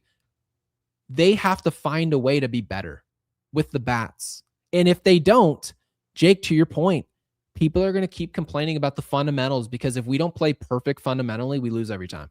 Yeah. That can't be the case. Well, because this kind of coincides with what I was saying earlier about Rousen, is that when you have an offense, because the Yankees, they're always among the league leaders in runs scored, right?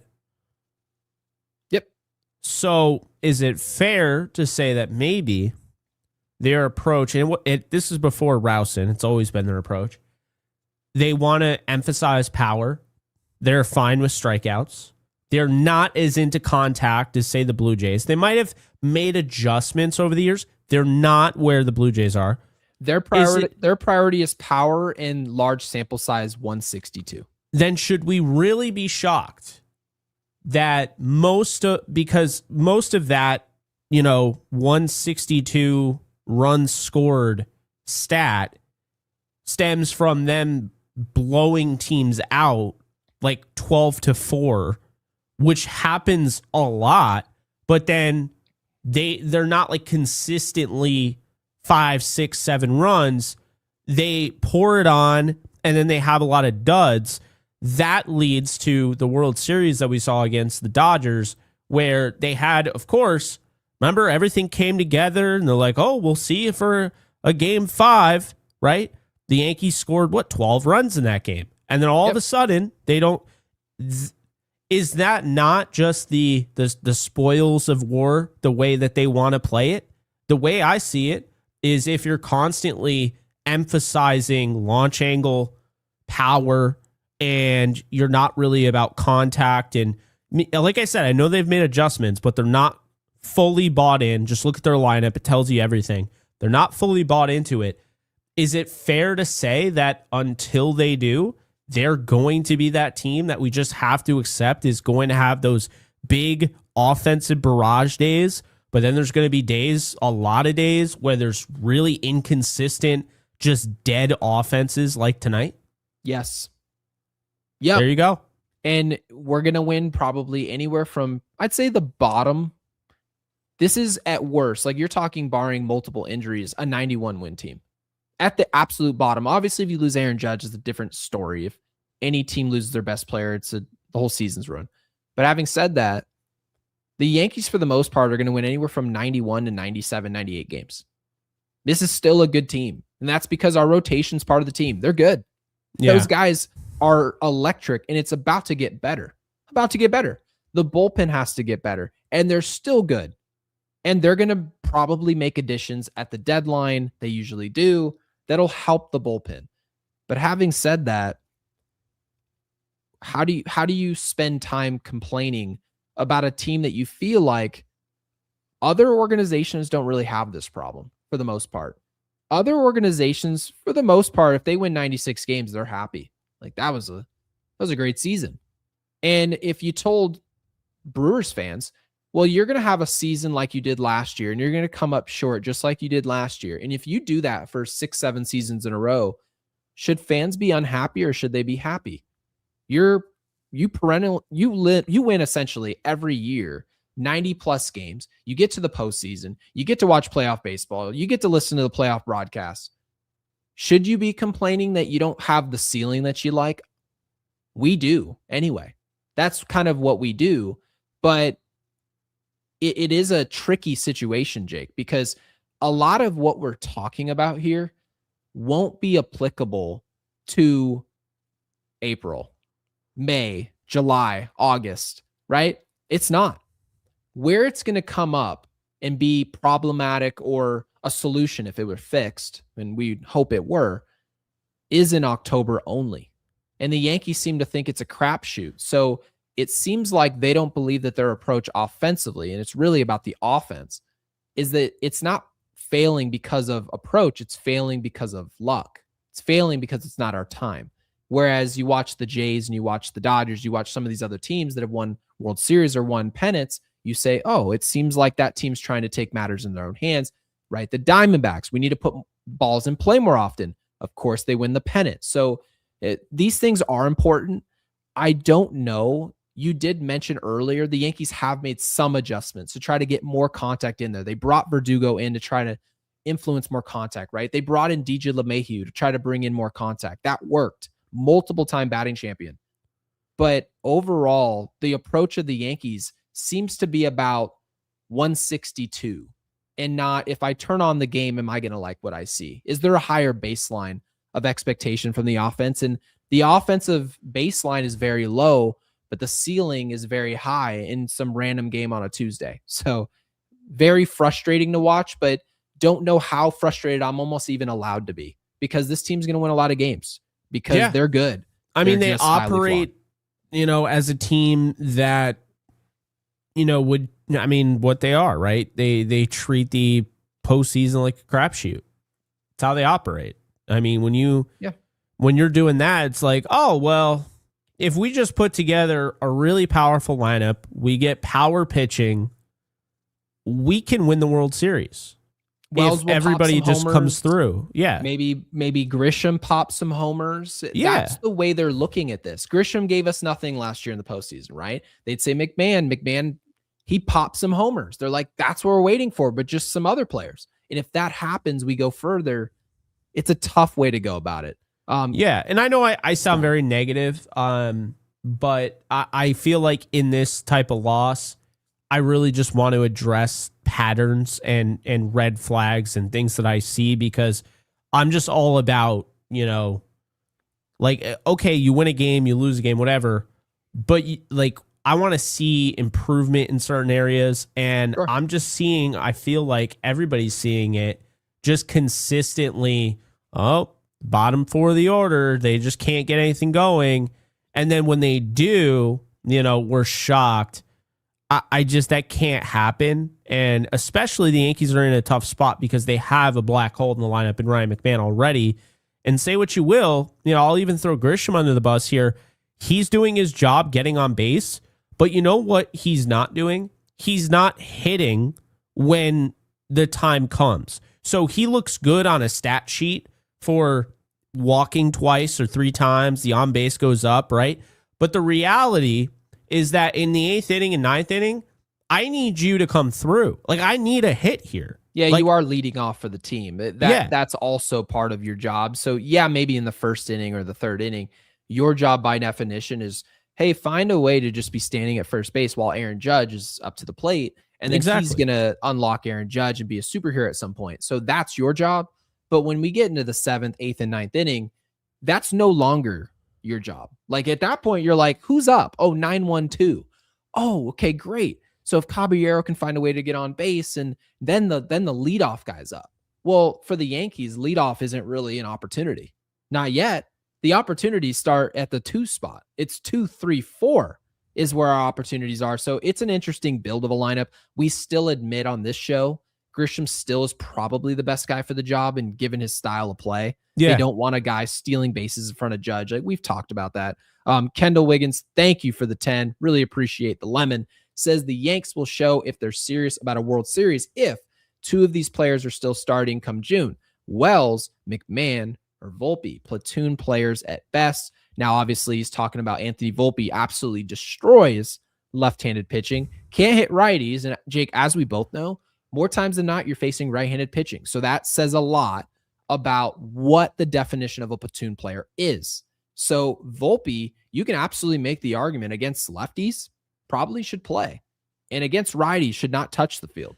And McMahon can't hit anyone. So Ryan McMahon's not hitting anything. So it's not a matter of if they're bringing lefties, righties. Joe Girardi talked about that a lot today. He was talking about lefty on lefty with Cody Bellinger, Judge, Stanton. It was really good conversation, but yeah, McMahon doesn't hit anybody. And then, of course, Wells, Jake, as I told you, his numbers last year were much worse than anyone gave it credit for. To strike out over 130 times and walk 30 times is historically bad. I've never even seen anything like that. What was it, 270 on base? That's awful. It is so egregiously bad. I'm actually curious how long into this season we can go or before we chalk up conclusions about any player, not just Wells, but how long can a player play below average before we're allowed to say that's not good enough, we're going to do something different. I'm actually curious. I'll say this. As far as like tomorrow goes, I think the Yankees are about to lose this series. That's just the truth of it. Okay. I think Springs is going to pitch well. He pitches well in general, but he pitches well against the Yankees. And I think that I don't trust Ryan Weathers. And I also thought that was another bad trade. At least I can somewhat understand, he's young. He's got some control. I mean, you had control with McMahon. I don't want control of McMahon, but you get my point. Like I can understand at least the logic behind it. Just like I could understand some of the logic with Joey Gallo. I still thought it was a terrible trade. I knew I was right away, but with Weathers, I don't know if I'm right. I did not like the move, and really, I'm not expecting him to pitch well against this lineup because I think a lot of the things that he's trying to do, the A's are going to go after him. They're going to be aggressive at the plate, and I think they're going to have no issue hitting off him tomorrow. So I am expecting the offense to have to step up. I think they'll fall short tomorrow, and the Yankees fall to 8-4. Okay, because I mean, as you know, I'm much higher on Ryan Weathers. Tomorrow's conversation, as far as I'm concerned, and the prediction for tomorrow's game really has much less to do with Ryan Weathers and more to do with what the offense does to punch back. Yes, I hope I'm wrong too. You can look at our record and say, well, they're 8-3. How much is the offense really a conversation? It doesn't matter through the first 11 games of the season, but game 12 is tomorrow. So the offense has to be ready. That's just how this goes. You're not just going to be carried by your rotation. I promise you, as good as our rotation is, they're not historically great. We're not that. Like, this isn't some three-headed attack like what Detroit had in 2014, where you're like, oh, there could be 3 Hall of Famers in this rotation. No, that's not what this is today as it's currently constructed. Maybe you can argue that when Cole comes back and if he gets back to form, we're getting into that territory, but we're not there yet. By the way, we took the Jazz Chisholm ticker off the board because it doesn't look like it's even going to be competitive. And we don't want to shame Jazz. We like Jazz. So, it was kind of funny at first, but then it was like, all right, this is a little mean-spirited, honestly, and just not very professional. That said, we should replace it with a Cade Winquest ticker at this point. It's been, what, they're 8-2? Or no, 8-3, so 11 games. You know how when your job tells you, hey, you've got unlimited PTO. Now, for us normies, unlimited PTO means we're going to make you feel really bad if you ask for PTO. So in reality, you get no PTO. That's actually what that means. Mm-hmm. Well, for WinQuest, it just means you never work and you get your check. WinQuest is the reincarnation pitcher version of Ben Rortvedt. I've said it a million times. I'll never forget the Michael K rant on the radio when he's just like, does he even exist? I've never seen him. Like he was like losing his mind. He's like, he's good for like 10 of those a year. He was like, bomb. Where is he? Like, and he's hurt. How did he get hurt? He's not even playing. Like he's just screaming into the microphone. Yeah, they're like, he's in the trainer's room and they're trying to work out an oblique. I'm like, how the hell's your oblique hurt? We haven't even seen you take a baseball swing in 8 months. And then you have Mike Francesa. I think he's like, I think the guy got hurt, just at like the grocery store or something because like, just picking up something off the shelf because I haven't seen him play. It's like, he did end up playing for the Yankees eventually, but the Michael K rant is absolutely legendary. I totally agree, MJ. It's also Michael K right before the Yes Network, like right before the broadcast. It was like, those were the worst 500 whatever at bats in Yankee history. He was talking about Joey Gallo. It was. Those the were worst easily thing the worst you can do, ever. and you can lose Michael K's respect overnight, is if you complain to the media about New York. Instantaneously, you are dead. It couldn't have went worse. Yeah, when he was like, yeah, it's hard here, and something about like the people aren't like that friendly, and he's like, that friendly? He's like, you're not doing your job. Like what? What job can you really do in the real world? Really, like, yeah, that guy over there, he really doesn't. He's not good at anything, and he's just well liked. You're just making everyone else's job around you that much harder. I used to sell window shades, Gary. Do you think everyone was friendly on the phone? I can tell you they weren't. Most of the time, they were cussing at me. Yeah. So you to some level, you just have to understand as a baseball player, Jake, if you're hitting a $167, which he was somewhere in that area, a $167, he really didn't even hit for power as a Yankee. You didn't see many home runs from him, period. You think you're going to not hit for power, play bad defense, which he actually played in New York. He was a poor defender. You weren't good at anything. Yeah. And you thought people were going to be like, hey man, welcome to New York City. Would you actually think this is going to be like? Yeah, there's a major market. They call it the bright lights. But as soon as you just come wet the sheets, they just can't wait to come root you on. That's what you thought New York should be? I mean, come on, man. I mean, Michael, Jake Bird got eviscerated, and he wasn't even like a blockbuster pickup. No. Everyone gets destroyed in New York if you don't perform. That's the prerequisite. If you want to be hated in New York, whether you're a prospect, whether you're a free agent, whether you're a manager, if you don't do your job consistently at all, like you're consistently bad, you're consistently hated in New York. That's just how it is. Or just don't play hard. They're going to love that for you too. Raging Pianist, thank you for the 2. Says Devil's Advocate lost in the playoff series because of bad defense. I do not agree. I think the Yankees lost because they played bad defense and they couldn't hit. Oh, and by the way, we couldn't pitch. We also couldn't pitch in that postseason series. Was Rodon good in that J series? Nope. Was Max Fried any good in that series? No, he was the worst pitcher on the team in that series. So we can say it was bad defense. No, we had bad defense and we couldn't do some things that were also much more important in my opinion. So yeah, defense was bad. Offense was worse. Isn't even final form. Think even 3 to 4 runs, win a ton of games. Rodon, Cole, Schmidt in bullpen. Yep. Just need 1 or 2 bullpen guys and we good. I'm not saying they're not good. I actually feel really good about Clark Schmidt being a competitive piece out of the bullpen and then whoever else. I don't like what I'm seeing with the offense, and the glass shattered tonight for me. That's what you're seeing. I kind of let it pass because they haven't had a bad loss. Tonight was unacceptable. You're at home. You left, 8 guys on base. I'm sorry. And Boone, like, you don't pinch hit Ryan McMahon. Honestly, Boone didn't even do anything tonight. What did he manage? Well, he didn't put even Rosario in there, so that was one good thing he did. Yeah, but he didn't manage the game. He didn't put anybody in. He didn't do any. Every single guy in a 1-run game was on the bench. That I did insanity. I'm just trying to play devil's advocate, as you know. Yes.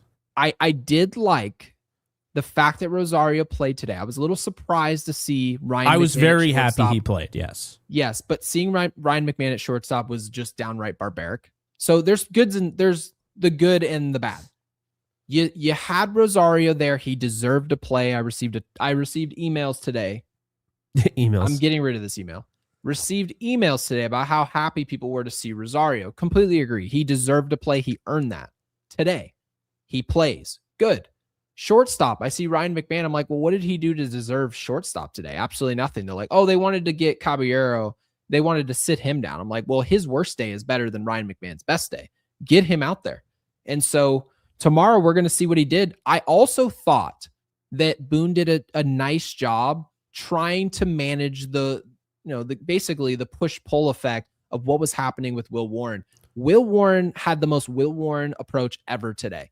He's absolutely cruising, and out of nowhere, you're sitting there at your TV screen going, what just happened? This man just gave up 4 straight knocks. He was fine. And then all of a sudden you get a ground ball to first base and it's booted by Ben Rice. That would have got him through the 5th inning right there, and they would have had clean innings from then on out with the bullpen. Still a lot of outs to be made, but Boone made the decision right then and there. I've got to get to my pen, and it worked. So went to the hot hand. Tim Hill has been a guy the Yankees can rely on. At least Hedrick they could rely on. They went to all those guys. They're overusing their bullpen, but I thought Boone is doing technically what he has to do right now to pile up wins in April. So it's what he's doing. So I agree with you. You are 4 points away into the corner of your room from doing exactly what Boone did tonight. I'm 4 points away. The signal. You just need to signal to the corner of your room, like. Oh, he went like this. Yeah, to bring in 4 different. He just walks out. And he's like. That's all he does. I'm here to tell you right now. People are like, you could never be manager. Yeah, you could be manager. I'm like, hold on a second. We give these guys way too much credit and blame in general, both directions, for what's going on out there. I'm like, you mean to tell me these guys are walking out going, it's not like, and do they always have like a certain walk, and they use the same guys every day. It's not like any one of us couldn't do the same crap. They're literally walking out. They're like, who do you want to pitch today? I'm thinking, what are you thinking? I'm not sure. What are you thinking? Well, Hedrick would be great. Well, he's pitched 8 of the last 11 games. All right, we'll bring Hedrick in. Yeah. Well, that's not anything. How about when Boone inevitably he didn't get thrown out today? That was Matt Blake. That was bizarre. Wow. Yeah, it was weird. Weird. But when he inevitably does get thrown out, people expect like the Yankees to literally just explode. Like, oh, they have no manager. It's like, I know. It doesn't mean anything. All it means is that he's not sitting over there with his like watch on. It's either one bands. Side where people, are overzealous about, oh my God, everything's going to go to shit. And then on the other side, oh, Brad Ausmus did a great job today. No, he didn't. He was given a literal clipboard of exactly what to do, say, and how to act. Like they act like it's the NFL. Like if an offensive coordinator was up in the booth in the NFL and he had a stroke, and they're like, "Oh my God, this is horrible. We've got to pass it off to Jimbo here," and you hand him the thing, and he has to call plays. I would totally understand. Yes. Now all of a sudden he's got to know the plays, which he probably would. He's on staff. He has to understand when to call the plays, when not to call something, the adjustments to be made. There's nothing essentially that's happening. We put way too much stock. Though honestly, the one thing I'll give managers credit for, which is probably the most important part of the job, is demanding high energy, demanding effort. And it's easily, in my opinion, the hardest part about being a manager is it's much easier to get a job like this and be players' friends. I believe that. And it's probably the same way of trying to be someone's teacher in high school. It's much easier to just pop in a DVD and be nice to all the students in there rather than actually pushing them to get better. So yeah, it seems like Boone is just buddies with everyone, and he's like, yeah, go ahead and bring in Hedrick. Yeah, we're bringing Cruz. It's the same stuff. Yeah, now I got to get my own. Like, what would be your finger point? What would be your signal? They should have Aaron Boone. What if you just did like you can't his see head me? bobbling? It's just his hand bobbling to the bullpen.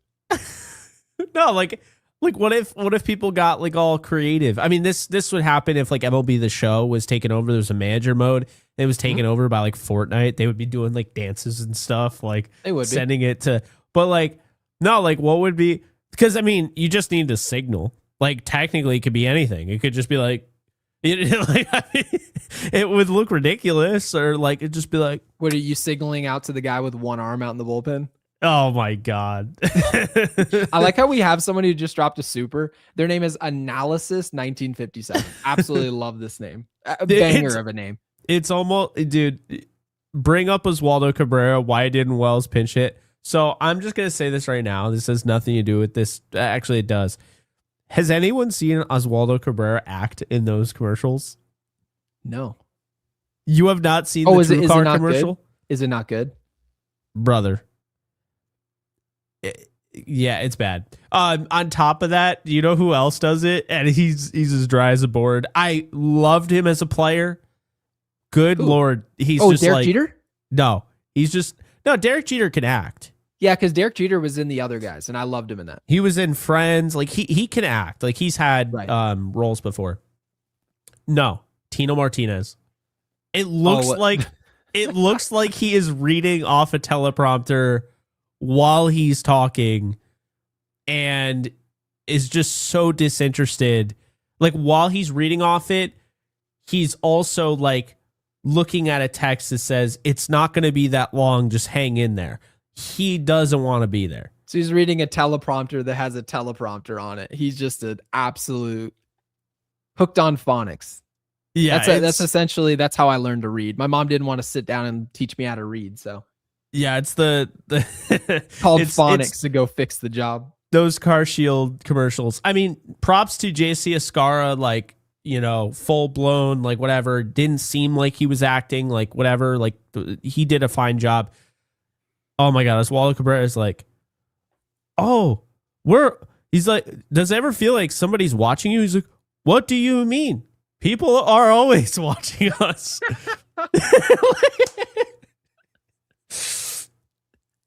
And then like Tito's like, yeah, I played defense and I need defense and Car Shield provides that. Like, it's just like, I don't.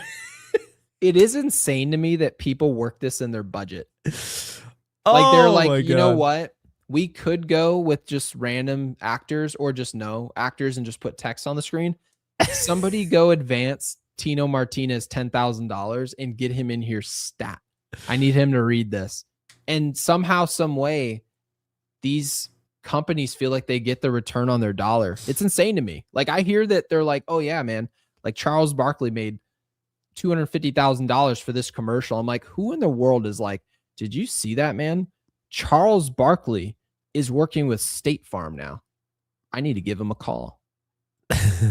Who is doing that? It honestly, and by the way, it has to work. They are clearly smarter than I am. It does work. It has to work, but it's just confusing to me. They're like, yeah, man, Tiger Woods uses Verizon Wireless, and people are like, I want to be just like Tiger Woods. Let me give him a call and start dropping money. Crazy. Having Tino on there, you know what that does? That basically you're guaranteeing that you're going to give baseball reference. They're going to end up reaping the benefits of that ad. Look at this. He does, man. Tino looks like he's being held hostage and reading a letter. I mean, it's so brutal. Oh my God, dude. It is absolutely brutal. It's so funny. Anyway. And Jay Span says it's 47 degrees tomorrow. That is cold. Says no excuses. LOL. W tomorrow. I only care about the offense. I don't care at all. As long as it's not a blow up start from Ryan Weathers, just give me serviceable 5 innings, give up 2-3 runs. I need to see it be 5-4. I want it to be 5-4 in the 6th. Like, I want them to eviscerate them, but yeah, I'll take.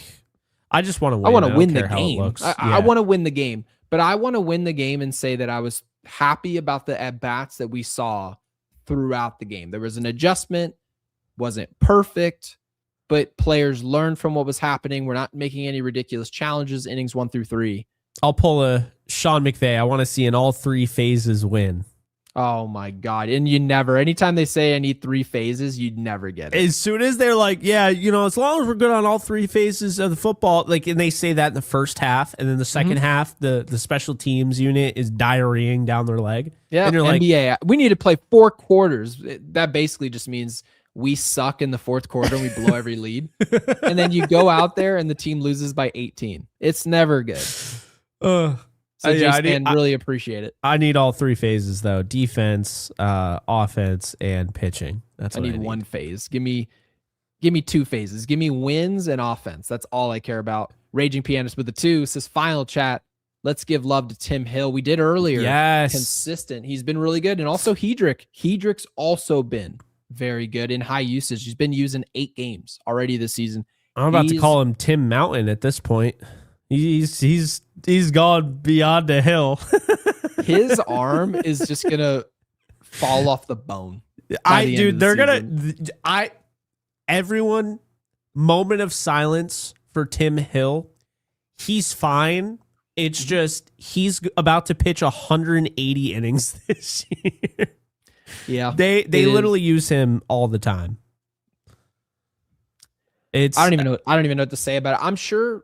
I wonder if they like it or not. Like because you want to pitch, right? Like you want to get involved in the game, but also if you pitch too much, you're so involved, it actually might make you look inadvertently worse later. So I'm not sure. I'm sure Hedrick loves it. While you're pitching well, he's probably like, yeah, give me the ball. Yeah. But I mean, at the same time, it's like, we all like money. And when you're asked to pick up those hours at that job, and you're like, okay, yeah, that's cool. But like, if you're over asked, it gets to the point where it's like, all right, well, I'm tired of this. Like, yeah, and it's kind of similar like with Tim Hill. If you're overexerted, I mean, that's when stress gets in. You mess with, your kind of process. It can be a problem. And by the way, like Aroldis Chapman was overused. I can look at Edwin Jackson throwing 150 pitches in his no-hitter with the Diamondbacks. At least it was for a no-hitter. It was overused, but I mean, history. He was literally never the same after that. And so, no, I totally agree. Yeah, that's just, it's one of those things where it's like, I don't know. You could always point to it's happened in the past where somebody is overused, and yeah, I mean, it happens in all sports, I mean, there are guys. Analysis wanted to know as well about, can we bring up Cabrera? What is the status of Cabrera's health right now? I apologize. I don't think we even answered his bring up Cabrera. Why didn't Wells pinch hit? So I don't know about why Wells didn't pinch hit. I would have pinch hit Paul Goldschmidt just because I think he's better in high leverage. Cabrera at this point, you make a really interesting point here. Cabrera's probably better than, he's definitely better than Ryan McMahon. Gary Sheffield Jr. right now, and not me, but Gary Sheffield Jr., who used to play baseball, is probably better than Ryan McMahon right now. So, I don't even know if to take this as a compliment. Well, like this guy who's absolute ass, you'd be better than no, I'm just saying, like, I'm actually giving you credit. I appreciate it. I can't say I would be, but guys, would you take this as a compliment? You'd be better than Ryan McMahon. Nobody else, but Ryan McMahon. I didn't say nobody else. But anyway, my brain hurt. Point being, the man in the moon would be better than Ryan McMahon right now. But to the point of this, Oswaldo Cabrera actually makes some sense. He can play in the outfield. He can play in the infield. I got to be honest, I don't know why he's not up right now. I mean, I honestly... He's healthy. That's what you're telling me? I mean, isn't he? I don't know. I believe he is. Yeah, Oswaldo Cabrera is healthy. He had a chance to come back if they made the World Series, from what I remember. Okay, so if that's the case, then yes, technically you can take a flyer on this and give him an opportunity. He wasn't great in spring training. I mean, he had a 549 OPS, still better than Ryan McMahon, but like a small sample size too. Only 19 at bats. I mean, it's not like that's a lot. Yeah, spring training also means literally nothing. I mean, you saw Spencer Jones come up and he looked like Lou Gehrig. And then he comes out of spring training and he can't hit anything in the minor leagues. So how much weight can you really put on spring training? All I know is that the Yankees should be having an open tryout, not literally, but they should be trying to figure out how do we get a little bit more dynamic as far as opportunities. Anthony Volpe's going to get an opportunity to play in the infield. I'm not sure where they plan on doing with him, but based on the way guys are playing, you can't get upset as far as who's being given opportunities because no one's really taking that, right? Caballero was a guy you're like, oh, he's running with this. And we were excited about him being here, and we still are. And I expect him to be a lot better. But, man, when you play the way that you're playing, when Ryan McMahon's playing the way that he's playing, there's people in here asking about Oswaldo Cabrera. If you're begging for a player that went down with a catastrophic injury last year, I mean, it was devastating what happened. And people are asking to see what that guy can give us. That should tell you the state of what we're getting at third base and really even at shortstop. So, yeah, it's a lot. I just want to put an emphasis on the offense. I don't know if hopeful is the right word, but I'm trying to stay positive that it's game 11. There's a lot of baseball to be played. There's a lot of runway to work with here. This offense should be the priority. How do we fix this offense and actually enjoy the at-bats that we get 1 through 9? It can't just be an Aaron Judge, Cody Bellinger, and Grisham every 4 days show. Can't be that. No. We need Austin Wells to be worth a damn. Ben Rice is going to be off tomorrow. I'm calling it now. Yeah, that could be the case. Lefty on the mound, Paul Goldschmidt coming off a 4 strikeout day. I think they'll just give him a day. I like Goldschmidt in the lineup, so I don't have like a huge issue with it as long as it's not every single time they face a lefty. And I also would expect Rosario and Caballero to play tomorrow. I don't think Ryan McMahon plays.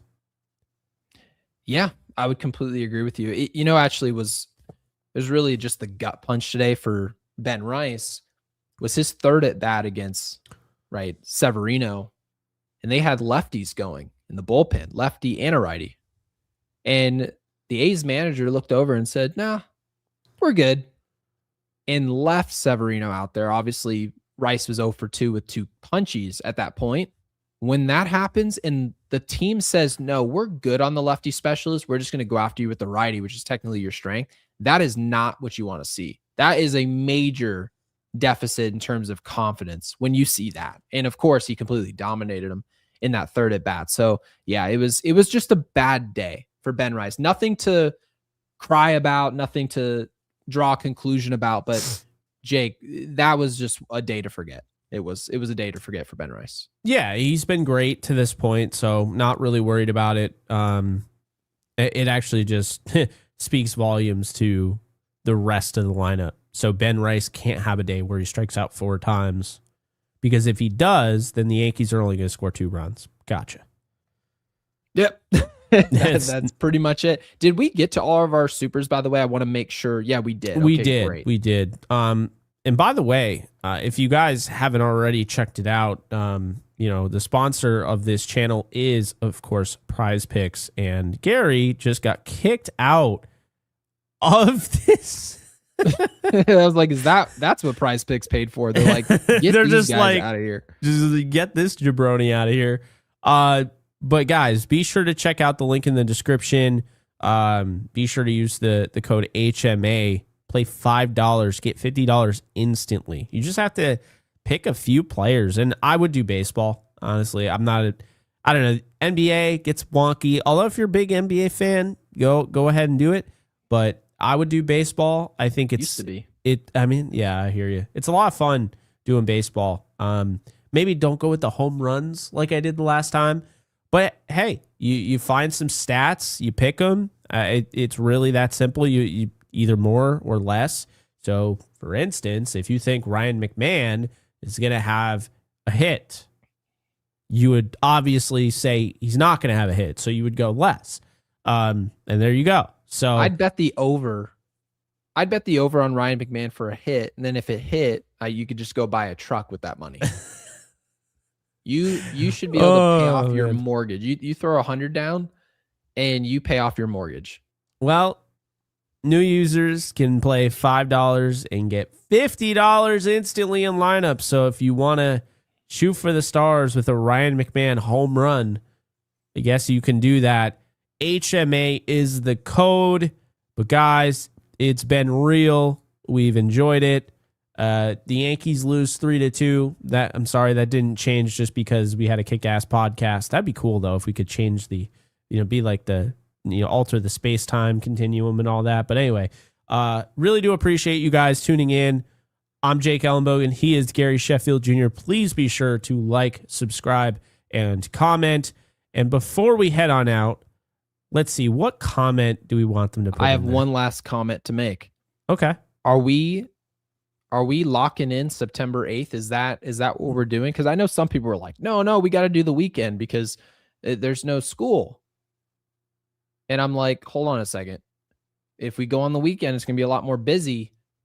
I'm trying to figure out, does September 8th work? No, I think I see what I pick up what you're putting down, because the whole point is having kind of that connection to the fans. And it's like, if it's too busy, it's just going to not work out that well. And we want to maximize everyone's time. I mean, Gary's traveling across the country to do this. So we want to maximize everyone, including our time, and see everyone and be able to have a good time. So I agree with it, actually. Yeah, but I mean, we'll figure out, of course. I just want to lock it in sooner rather than later. Obviously, you want everyone to be happy, but at the same time, not everyone can get their way. It's true. Sunday is a school night for anyone. So I'm thinking September 8th is most likely the day. So if you guys are looking forward to getting an opportunity to meet us at the stadium, September 8th, the Yankees are playing the incredible, well, so far they're not playing too bad, Colorado Rockies. And so it should be, it's the Yankees. So there's going to be people there, and the weather's going to be a lot better. Jake, this is a night game, so you don't have to worry about the heat. I don't either. Yes. But yeah, September 8th should be the game. So all you got to do is get a ticket anywhere in the stadium, and you need to make a reservation on Open Table to the Audi Club, where we will be 2 hours before the game. And then, of course, about probably 15 to 20 minutes before first pitch, we'll make our way over. Get Gary to come to Saratoga. Yeah, that's not far from me, so I'll think about it. I know. I was going to go to Cooperstown for you to get over here. Yeah, you guys were like, I was like, oh, I want to go to, where did I say I wanted to go? Cooperstown. You guys like, oh, it's 3 hours. Yeah, and Saratoga is like 2.5 hours from New York City. So okay, yeah. Depending, it can be up to 3, but By the way, do you see why I haven't worn my black tees anymore? I painted my living room, my kitchen. There's paint on my shirt. Oh my God. Look at this. I'm built Ford tough. Built Ford tough. Wow. Yeah. I've been saying that a lot to my wife because I've been telling her I want to get a Ford Raptor, and she is not happy with this. And so, anywho. Hey, fun fact. I had, just because you mentioned it, do you know Anthony Munoz? Yeah. Like the elite, probably greatest left tackle of all time. Yep. So back when I used to work in the window shade industry, I got a call like super early in the morning from Anthony Munoz. And he's like, I'd like to come on your podcast. And I feel like people won't even believe me because it was one of those like crazy experiences. Yeah, I just happened to be up, thank God. And I actually went to work late, but obviously I'm not going to be like, yeah, sorry, Anthony Munoz, I got to go sell window shades. No. So you do what he said. So he called me, and I was like, yeah, I'll set up the podcast right now. And he's like, all right, we good? It's like, yeah. I was like, all right, cool. So the whole point was the Rams were playing the Patriots in the Super Bowl, and the Rams were going to win the Built Ford Tough Offensive Line of the Year award. So Anthony Munoz announced it on my show. So I thought that was cool. So I just remind you, the built Ford tough. I say that to all my friends because they pretty much know I'm like the least handy man ever. I'm the type of guy, basically, I'll just try and make the money and then just call somebody to fix it.